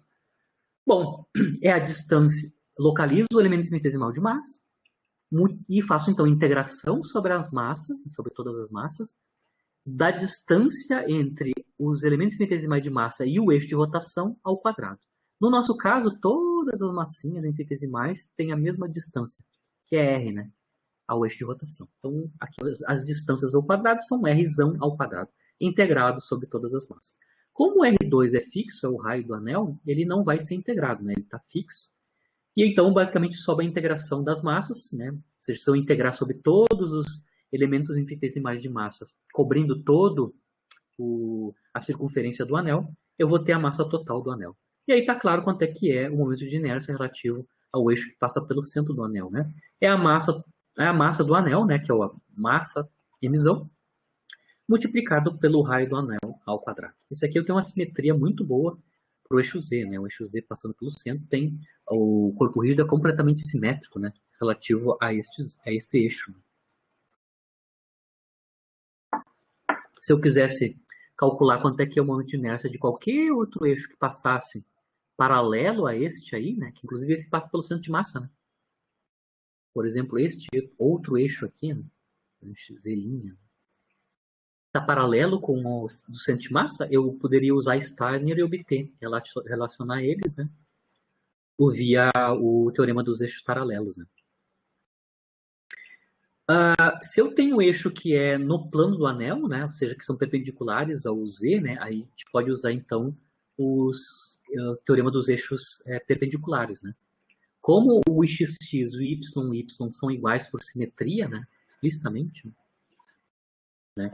Lembrando que como as distâncias ao eixo do x e do y estão relacionadas, dando a soma dos quadrados deles r, né, explicitamente, os y2, né? Ou seja, por simetria, essas duas integrais ali, tanto para o eixo x quanto para o eixo y, são identicamente iguais, né, numericamente. Né?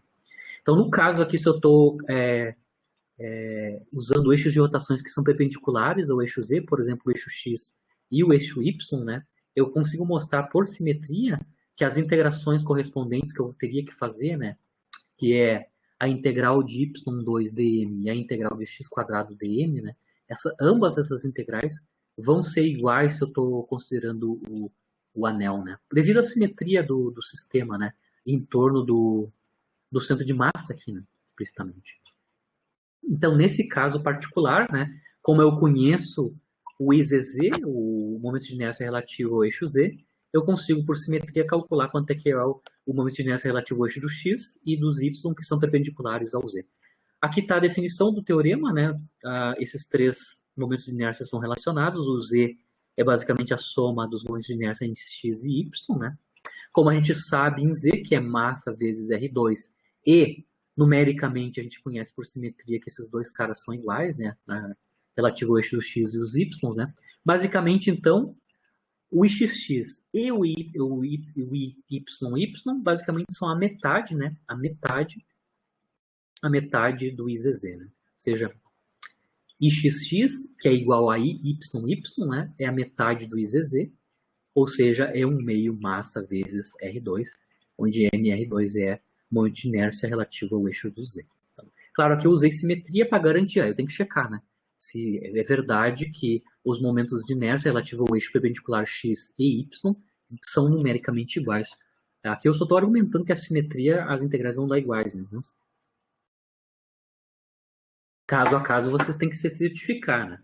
No caso aqui, simplifica muito, né? Se as duas integrais são iguais, ou seja, são simétricos, né? Os eixos de rotação. Basta saber o eixo Z, né? Basta saber o momento de inércia relativo ao eixo Z. Aqui é um outro caso, eu tenho um disco, né? Parecido com o anel, só que agora é um disco fino, né?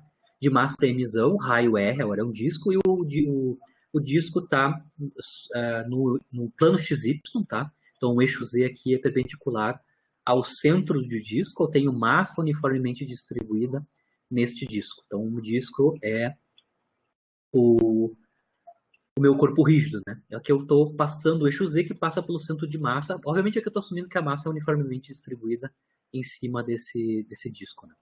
Bom, como é que eu vou calcular então o momento de inércia relativo ao eixo Z, que passa pelo centro de massa, pelo centro do disco, e o momento de inércia relativo ao eixo do X, por exemplo, né, que é perpendicular ao X. Bom, vamos começar com o momento de inércia relativo ao Z, né, que é o IZZ. Bom, para aqui eu tô aqui nesse caso, como eu tenho massa distribuída na superfície, a gente entendeu aqui do enunciado do problema, né, que a massa total está sendo distribuída uniformemente na área total do disco, né, ou seja, a densidade superficial de massa é uma constante, ou seja, massa total sobre a área total do disco é uma constante. Isso vai nos ajudar a relacionar o elemento infinitesimal de massa com o elemento infinitesimal de área em cima do disco aqui, né? Lembrando que se sigma é constante, a massa ocupada pelo elemento infinitesimal de massa dividido por a área correspondente desse elemento infinitesimal de massa, que é o elemento infinitesimal de área dA, né, também é a mesma constante sigma. Né? Com isso, então, consigo escrever o elemento infinitesimal de massa em termos do elemento infinitesimal de área. Está claro aqui que a simetria do problema é plano polar, né, porque toda a massa está distribuída no plano XY. Né? Então, é interessante aqui, por simetria do problema, por simplicidade, né, escrever o elemento infinitesimal de área em termos do sistema de coordenadas plano polar. Né? Que o plano polar a gente conhece tranquilamente quanto é que é o elemento infinitesimal de área. O elemento infinitesimal de área em coordenadas plano polares é R, dr, dθ, certo? Então, Rzinho são essas distânciazinhas aqui, né? Desde do centro até a localização da massinha dm, e o ângulo θ é o ângulo medido a partir do eixo dos x, né? Explicitamente no sistema de coordenadas plano polar. Então, explicitamente está a reescrita do dm em termos do elemento infinitesimal de área em coordenadas plano polares. Claro que a área total não precisamos calcular por integração, a gente já sabe, né, que a área do círculo que é π r ao quadrado. Então, se o raio do círculo do disco é rzão, a gente já sabe quanto é que é a área total. Bom, vamos lá, então, calcular explicitamente quanto é que é o momento de inércia relativo ao eixo que passa pelo centro de massa, né, que é simétrico aqui, passa pelo miolinho do disco. Bom, definição de momento de inércia, né? A gente vai integrar sobre todas as massas. O R2, lembrando que R2 é a distância entre um elemento infinitesimal de massa, né? Um dm, e o eixo de rotação. Explicitamente. E os dm's, como eu falei para vocês, vai ser sigma, né? Sigma dA. Eu posso abrir, então, o dA em coordenadas plano polares, né? Explicitamente. E lembrando que no nosso caso aqui, o R2, né, é justamente o vetor posição, né? É o vetor posição do elemento infinitesimal de massa. Ou seja, é R2 mesmo, é o vetor posição dr vetor posição R no sistema de coordenadas plano polares. Lembrando que a origem está aqui, né? Então, as distâncias ao eixo também são as distâncias à origem do sistema de coordenadas, que é o próprio R, né? Distância radial R. Em coordenadas plano polares. Né? Então tá tranquilo. Então eu tenho R quadrado, as integrações em Rzinho e ângulo polar, que no caso em Rzinho vai de 0 até o raio do disco, né? O raio total do disco. São todas as distâncias possíveis, né? Desde o centro até a borda. E o ângulo polar θ vai de 0, claro, até 2π, né? Roda todo o ângulo aqui em torno do eixo Z. Né? Bom, as integrais são separadas, né? A integral em θ, como não tem independência nenhuma em θ no integrando, a integral em θ vai dar basicamente 2π, né? 2π. Mantém o sigma, né? E aí, basicamente, nós temos uma integral para fazer, final, que é a integral de r ao cubo, né? R ao cubo dr de 0 até rzão, né? A integral de r ao cubo, r na quarta sobre 4, a integral de 0 até rzão. E aí, finalmente, a gente tem a resposta do momento de inércia calculada explicitamente em plano polar, né? É 2π sigma, r na quarta sobre 4, né? E agora, substituindo quem é sigma, né? A massa total pela área total, ou seja, a emissão dividido por a área total do disco, que é πr2, né? Cancelamos o que temos que cancelar, que são os π's, e um R quadrado, né? E aí, finalmente, temos quanto é que é o momento de inércia do disco relativo ao eixo Z, né? É 1/2 massa total, raio do disco ao quadrado, certo? Tá aqui explicitamente. Se eu quero agora calcular quanto é que é o momento de inércia agora relativo ao eixo do x, que é perpendicular ao z, aí a gente pode usar o teorema dos eixos paralelos. De novo, por simetria aqui, tanto o eixo de rotação x quanto o y são simétricos, né? São simétricos. Ou seja, eu tenho simetria completa, independente do eixo x e y, de rotação do corpo rígido em torno desses eixos, né? Se isso é verdade, o x é igual ao y numericamente, né, explicitamente, tem simetria em torno desses dois eixos, né?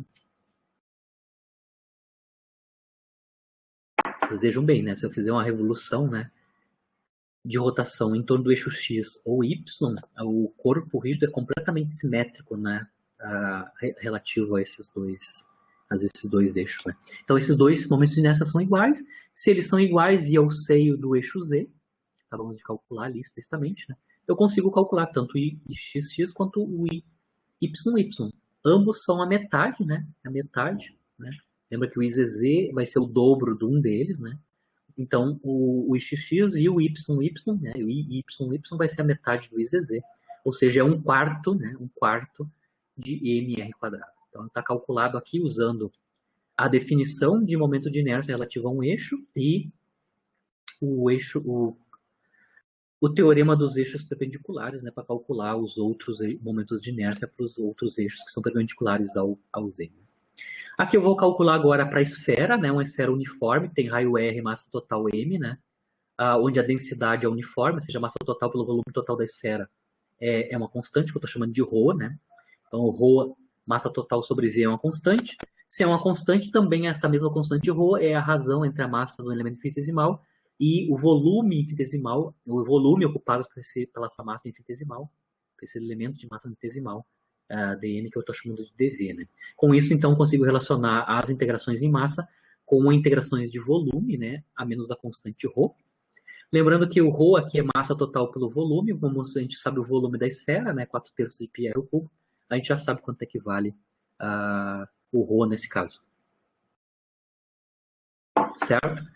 Então, vamos lá calcular então, o momento de inércia relativo ao eixo Z. Né? Então, aqui está a minha esfera, aqui está o eixo Z e os outros dois perpendiculares a eles, né, explicitamente. Como é que eu calculo? Bom, definição sempre de momento de inércia. R2 dm, onde R2, o R, né, é a localização do elemento infinitesimal de massa relativo ao eixo de rotação. Né? Certo? Ao eixo de rotação. Então, aqui na minha configuração, eu estou só pegando o elemento infinitesimal de massa dm, que está representando aqui. Aqui está a origem do sistema de coordenadas, né, explicitamente. Né?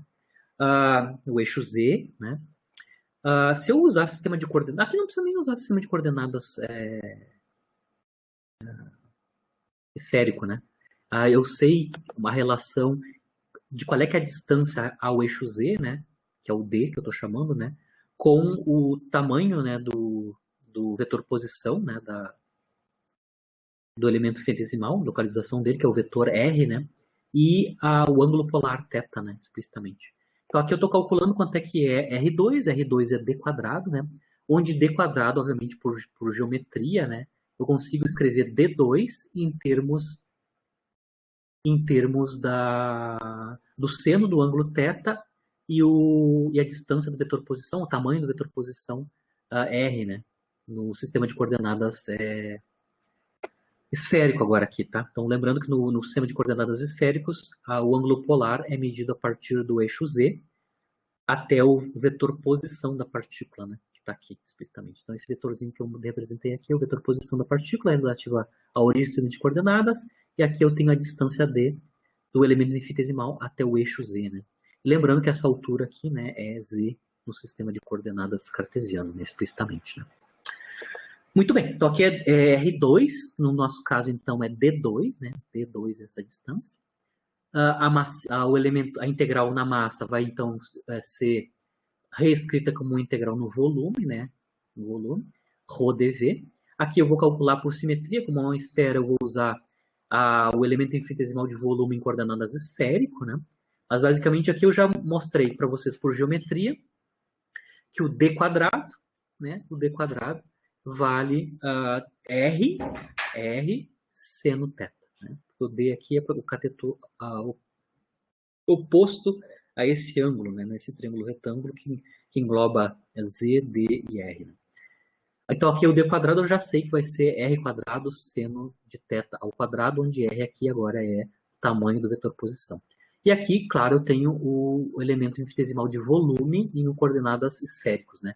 R quadrado seno de θ dr dθ dφ, onde dθ é o ângulo polar, dφ é o ângulo, o φ é o ângulo azimutal e r é a distância radial. Né? Aqui eu já coloquei os limites de integração, né? Em r vai de 0 até r, em θ, ângulo polar, vai de 0 a π, e no ângulo azimutal φ vão cobrir todo o de 0 até 2π. Lembrando que aqui em φ não temos, o integrando não depende de φ, então a integração em φ já pode ser feita automaticamente, vai dar 2π, né? A integração em θ vai ter que ser feita, porque eu vou ter aqui um seno cubo de θ, né? Porque eu tenho um seno quadrado aqui, multiplicado por um outro seno que está lá dentro do elemento de volume, né? No sistema de coordenadas esféricas. Então, em θ eu vou ter um seno ao cubo, calculado de 0 até π. E, finalmente, a parte radial eu tenho um r quadrado, multiplicado pelo r quadrado, que é do elemento de volume, né? Eu tenho um r na quarta, né? Integrado de 0 até r. Tenho t integrais, todas elas fatorizadas, né? Aqui eu tenho, então, a densidade uniforme. A integral em φ, como eu estava falando para vocês, vai dar basicamente 2π, né? A integral no seno ao cubo, aí eu fiz no Wolfram alfa, tá? A integral de seno ao cubo de 0 a π dá 4/3. Vocês conseguem calcular, vocês já estão acostumados, é só usar o Wolfram alfa e calcular já direto o seno ao cubo de θ calculado entre 0 e π. Dá 4/3, tá? E a integral de r na quarta dá r na quinta sobre 5, né? Substitui o limite de integração superior. Isso então vai dar r na quinta dividido por 5. Se eu cancelar, obviamente, aqui, claro, já escrevendo quanto é que vale o ρ, né? Que é a massa total dividido pelo volume total da esfera, que é 4/3 de πr ao cubo. Aí a gente vê que eu tenho um cancelamento de alguns π's e alguns r explicitamente. Né? Vocês vão ver que o que sobra aqui do cancelamento depois das integrações, né? Quando eu substituo o ρ aqui, né, explicitamente, que é a massa total pelo 4/3 de πr ao cubo, né? O que sobra é 2/5 da massa total r ao quadrado. Esse é o momento de inércia relativo ao eixo z que passa pelo centro da esfera, né? Que é o eixo que passa pelo centro de massa da esfera, né? 2/5 massa total da esfera, raio da esfera ao quadrado. Né? Se eu quisesse, por exemplo, calcular os relativo aos outros eixos, né, o x e o y, como eles são simétricos, né, simétricos e perpendiculares ao eixo z, como a gente fez no caso anterior, a gente pode calcular como sendo a metade, né, a metade do momento de inércia no eixo z. Lembra que a esfera é completamente simétrica relativo a esses dois eixos de rotação, né, tanto o x quanto o y. Então, usando o teorema dos eixos perpendiculares, eu consigo obter os outros momentos de inércia, tanto no x quanto no y, a partir do momento de inércia relativo ao z. E só para o meu último cálculo, então, eu vou calcular então, o momento de inércia relativo ao eixo x e z para um cilindro, tá? Cilindro de altura h e raio r, né? Com massa uniformemente distribuída nesse cilindro. Então, aqui eu tenho a figura, densidade uniforme, né? Certo? Então, aqui tem o meu cilindro, raio R, altura H. Eu estou colocando aqui a origem do sistema de coordenadas no centro de massa do cilindro. Então, o eixo Z é o eixo que passa pelo centro de massa, né, do cilindro. Os outros eixos X e Y também, né, são simétricos relativo ao centro de massa. Todos eles passam pelo centro de massa. E aí a gente pode calcular o momento de inércia relativo ao Z, né, que é o eixo principal, né, é um dos que tem maior simetria, né, relativo à rotação. Primeiro, como a gente sabe que a densidade é constante, eu vou chamar a densidade agora aqui de ρ0 barra, então é a massa total pelo volume do cilindro, massa m, então, pelo volume do cilindro. O volume do cilindro é πr2, né, que é a circunferência, né, a área da circunferência, multiplicado pela altura do cilindro, que é o h. Né? Isso não é uma constante. Né? Isso vai nos ajudar, então, a relacionar a densidade, os elementos infinitesimais de massa com uma integral de volume, né? Integral do volume no cilindro, né? E, claro, a densidade uniforme. No caso, como eu tenho um cilindro, obviamente, está claro que é mais interessante não usar sistema de coordenadas esféricos ou cartesianos, sim usar o sistema de coordenadas cilíndrico, que a gente aprendeu também lá no início do semestre, né? O elemento infinitesimal de volume, né, volume no sistema de coordenadas cilíndrico, onde as coordenadas são ρ. ρ é essa distância aqui, né? ρ é quando eu projeto o vetor posição no plano xy, eu tenho quanto é que é o ρ, o ângulo φ, né, que é medido a partir do eixo dos x, e o z, que é a coordenada cartesiana usual. No sistema de coordenadas cilíndrico, então, o elemento infinitesimal de volume é ρ de ρ, dφ dz. Basicamente, esta é o elemento de volume. Se eu tenho um elemento de volume, aí eu consigo calcular já o momento de inércia relativo ao eixo z, né? É R2dm, onde o dn eu vou substituir por dv, né? E claro, quem é o R2 aqui, né? Lembrando que o R2 explicitamente é a distância entre o elemento infinitesimal de massa e o eixo de rotação, que é o eixo Z, que eu estou chamando de Rzinho aqui. Vejam bem, você consegue ver claramente aqui, no caso do cilindro, a distância dos elementos infinitesimais de massa até o eixo de rotação Z, certo? O eixo do Z, é exatamente a coordenada ρ no sistema de coordenadas cilíndrico. Aí, tranquilo, né? Então aqui o R quadrado basicamente vai virar ρ quadrado, né? Então, aqui eu já estou escrevendo, o ρ barra 0 é a densidade uniforme, o R2 é ρ quadrado, explicitamente, né? Ρ quadrado. E o elemento infinitesimal de volume, como eu mostrei para vocês ali, em coordenadas cilíndricas, né? Claro, nós temos três integrais para fazer, né? Uma na distância radial, no caso da distância radial, vocês vejam bem, vai de 0 até R, que é o raio do cilindro, né? No ângulo azimutal todo 2π, 0 2π, e claro, no dz, lembra que a origem do sistema de coordenadas está no miolinho aqui, né? Na coordenada, em z, os limites do cilindro em z vão de menos h sobre 2 e h sobre 2, né? Então, para baixo eu tenho menos h sobre 2 e para cima eu tenho mais h sobre 2, dando, claro, a altura total do cilindro h. Mas basicamente aqui são os limites de integração na integral em z, né? Nas coordenadas z, especificamente. Aqui, como eu vou combinar o ρ quadrado, né, que é a distância ao quadrado do elemento infinitesimal até o eixo z, mais um ρ que já estava no elemento infinitesimal de volume, eu vou ter que integrar ρ ao cubo, né, de 0 até r, isso dá r na quarta dividido por 4, a integral no ângulo φ dá 2π, né, explicitamente, e a integral em z vai dar o h, né, se eu integrar a integral de dz vai dar z, integrado nesse limite de integração vai dar o próprio h, né? Aqui eu já vou substituir quanto é que é a densidade, né? Lembrando que a massa total pelo volume total do cilindro, né? Explicitamente. Cancela o que tem que cancelar. E aí calculamos quanto é que é o momento de inércia do cilindro, né? Que é esse corpo rígido, em torno do eixo z, que passa pelo centro do cilindro, né? É 1 meio mr². Tá? Esse é o eixo z, né? Para o eixo z. E finalmente, só para encerrar a aula, eu vou calcular então para os outros eixos, né? Por exemplo, o eixo ixx, né? O momento de inércia relativo ao eixo dos x, por exemplo, né? Agora muda de figura, né? Agora a distância entre o elemento infinitesimal de massa e o eixo de rotação, por exemplo, o eixo x, não é mais o ρ nas coordenadas cilíndricas, como eu falei. Agora mudou de configuração, né? Aqui é essa distância aqui, ó, né? A distância entre o eixo x e o dm, né?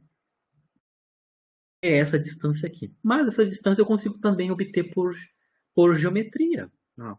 Essa distância aqui, ó, basicamente, ela é a hipotenusa desse triângulo retângulo, onde um dos lados é x e o outro lado aqui é essa altura, que é o z, né? Então, eu consigo escrever o R2, que é a distância ao quadrado do elemento infinitesimal de massa até o eixo do x, como sendo x2 mais z2. Né? E, claro, usando coordenadas cilíndricas, onde a gente sabe a relação entre as coordenadas cartesianas e as coordenadas cilíndricas, né? No sistema de coordenadas cilíndricas, o ρ, o φ e o z, né? Explicitamente. Mas igual, aqui eu já sei quem é o R2, né? O R2, agora não é mais o ρ, ele vale x2 mais z quadrado. E aí vamos calcular quanto é que é o ixx, né? É r quadrado dm, né? Obviamente agora eu já substituo a integração em massa pela integração em volume, né? Já coloco aqui quanto é que é a densidade, né? É o ρ0 barra. O R2 basicamente é o x2 mais y2, né? Integrado no volume em coordenadas cilíndricas, né? Como eu tenho dois termos, eu vou ter duas integrais para fazer, né? Eu vou chamar de I1 e I2, tá? Aqui eu estou colocando, integrando x quadrado, né? X quadrado. Lembrando que x quadrado em coordenadas cilíndricas, né? X é ρ cosseno φ. Então, onde tem x quadrado, eu vou substituir ρ cosseno φ. E, claro, elevar ao quadrado, né? Explicitamente. Eu esqueci de elevar ao quadrado aqui, mas... Muito bem. E depois, claro, onde eu tenho z quadrado, eu vou integrar, porque z já é uma coordenada, né? Z já é uma das coordenadas cilíndricas, né? Então, no caso do eixo z, eu vou integrar o z mesmo, né? O z ao quadrado no elemento de volume explicitamente, né? Eu tenho duas integrais para fazer. Uma onde eu substituo x quadrado em termos de ρ e cosseno φ, né? Aqui eu fiz o cálculo separado, né? Para cada uma dessas integrais, como eu falei, né? A primeira aqui, então, na integral em z vai dar h, vou ter que fazer uma integração em, em, em ρ. No caso aqui em ρ, vocês vejam bem, ρ quadrado com este ρ vai dar um ρ ao cubo, né? E o que sobrou aqui tem uma integração em φ, né? Que é cosseno quadrado, né? De φ. Eu já coloquei aqui os valores explícitos das integrações, né? No caso, cosseno quadrado de 0 a 2π vai dar π. E aí, quando eu calculo quanto é que é a integral I1, ela é πh r na quarta sobre 4, explicitamente, né? E depois, agora, a última integração, que é a integração do z quadrado no volume, né? Está aqui explicitamente feito. Ele é mais trivial, porque aqui eu não tenho dependência em φ, né? E a dependência em ρ é só linear, né? A gente consegue calcular explicitamente, né? Aqui tem o resultado da integração do segundo termo, né? Explicitamente. Também depende do... Nesse caso aqui também depende da potência cúbica da altura do cilindro. Bom, se eu somar essas duas integrações e multiplicar pela densidade uniforme, né, que é o ρ0 barra, eu obtenho quanto é que é o ixx, massa total, dividido pelo volume total do cilindro, que é a densidade volumétrica, né, que é constante, e a soma das duas integrações.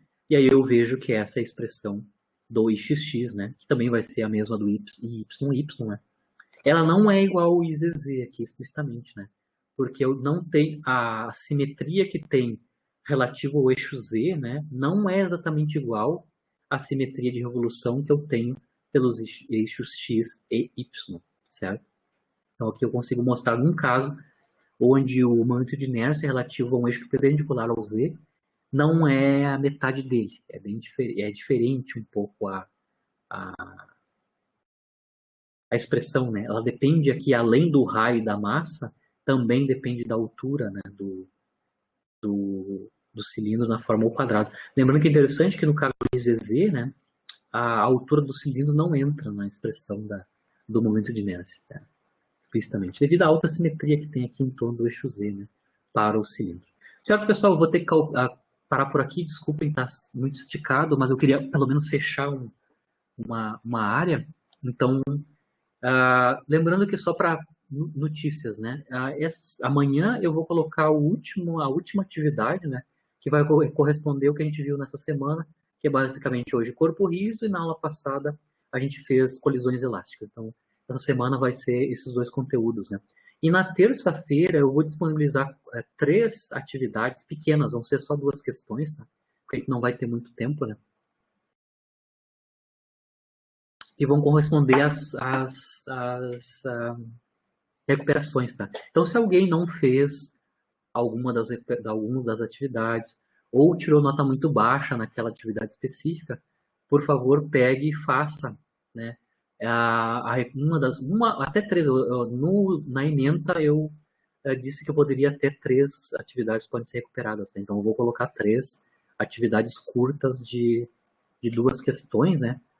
E claro, eu vou diminuir um pouquinho, claro, o tempo de de resolução, e aí vocês vão fazendo se precisar, né? Se não tem uma das atividades, não entregaram uma ou várias, até 3 atividades, ou se querem recuperar alguma, né, explicitamente, certo? Pode. Eu ainda vou ter que ver como no Moodle eu faço a média, tá? Eu não sei se vocês estão enxergando como é que tá a média temporária, né, parcial, mas até esse final de semana eu quero ver como eu já calculo via Moodle já as médias, tá? Explicitamente. Mas pode, se tu quer fazer uma para recuperar alguma outra nota, pode. Errou alguma outra questão, pode fazer explicitamente. Como você vai fazer, eu vou enxergar, eu faço a substituição correspondente lá na atividade que tu quer recuperar, né? Certo? Dá pra ver a média pelo Moodle, como que a gente tá. Sim, em algum lugar lá no Moodle tem notas. Lá quando tu abre o curso, né? Lá em cima no principal tem notas, né? Provavelmente lá tu consegue ver todas as notas das tuas atividades e a princípio já deveria aparecer a média geral, né? Média aritmética das notas, tá? Mas individualmente tu consegue ver cada... Eu vejo, tá? Eu vejo cada atividade de vocês e as notas finais, né? Quantas foram Mas no caso, basta eu pegar o número que eu tenho de atividades, somar e coisar. Média aritmética, exatamente. O Moodle, a princípio, ele automatiza isso. Ele vai pegar todas elas, né? Nós vamos ter, eu acho que 12, né? Pega as 12 atividades e faz a média disso, né? Professor, desses exercícios de momento de inércia, já tentou fazer o da casca esférica? O da casca esférica é igual, parecido com o da esfera, como eu fiz ali, né? Claro que agora a integração é diferente, né? Os limites de integração vão ser distintos, né? Eu sofri para fazer esse. Hã? Eu sofri para fazer esse da Sim, casca. sim.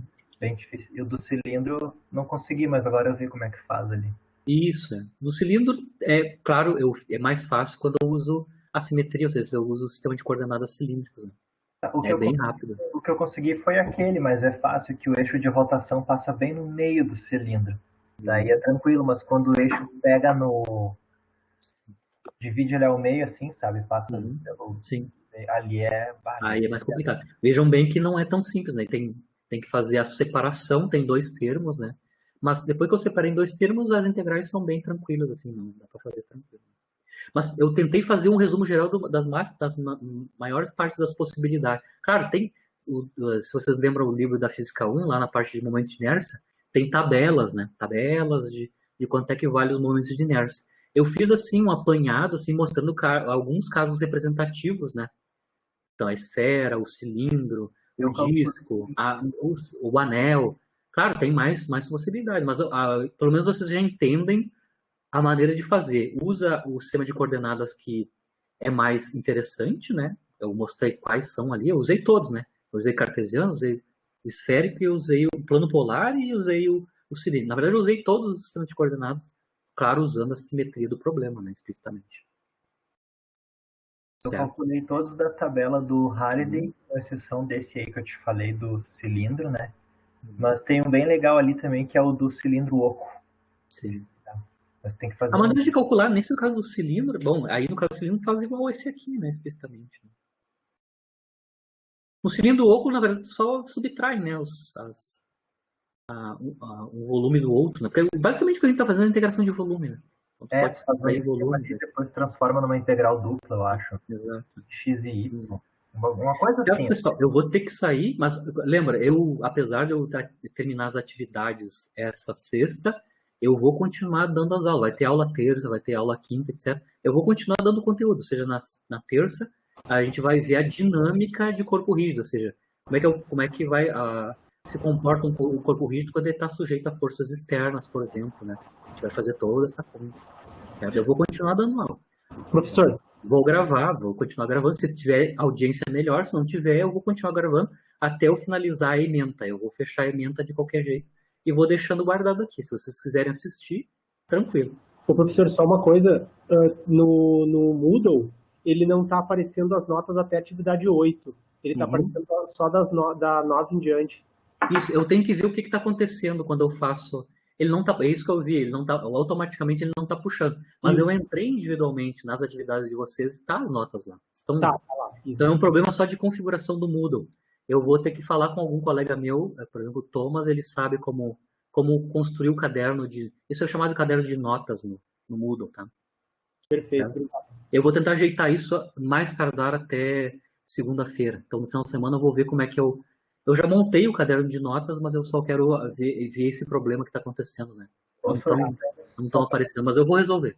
Até segunda ou terça eu já resolvo, né? Mas, igual, vocês podem fazer vocês mesmos numericamente, né? Vocês conseguem enxergar notas individuais, né? Sim. Sim. Então, vocês podem fazer manual, só para garantir, mas até domingo, segunda, eu consigo já ajeitar esse problema aí, que ele não está enxergando. Eu tenho que ir, porque agora já começou a outra aula. Ah, não, tá. A física do século XX. Então, bom fim de para quem vai descansar. Nos falamos na terça, então, tá?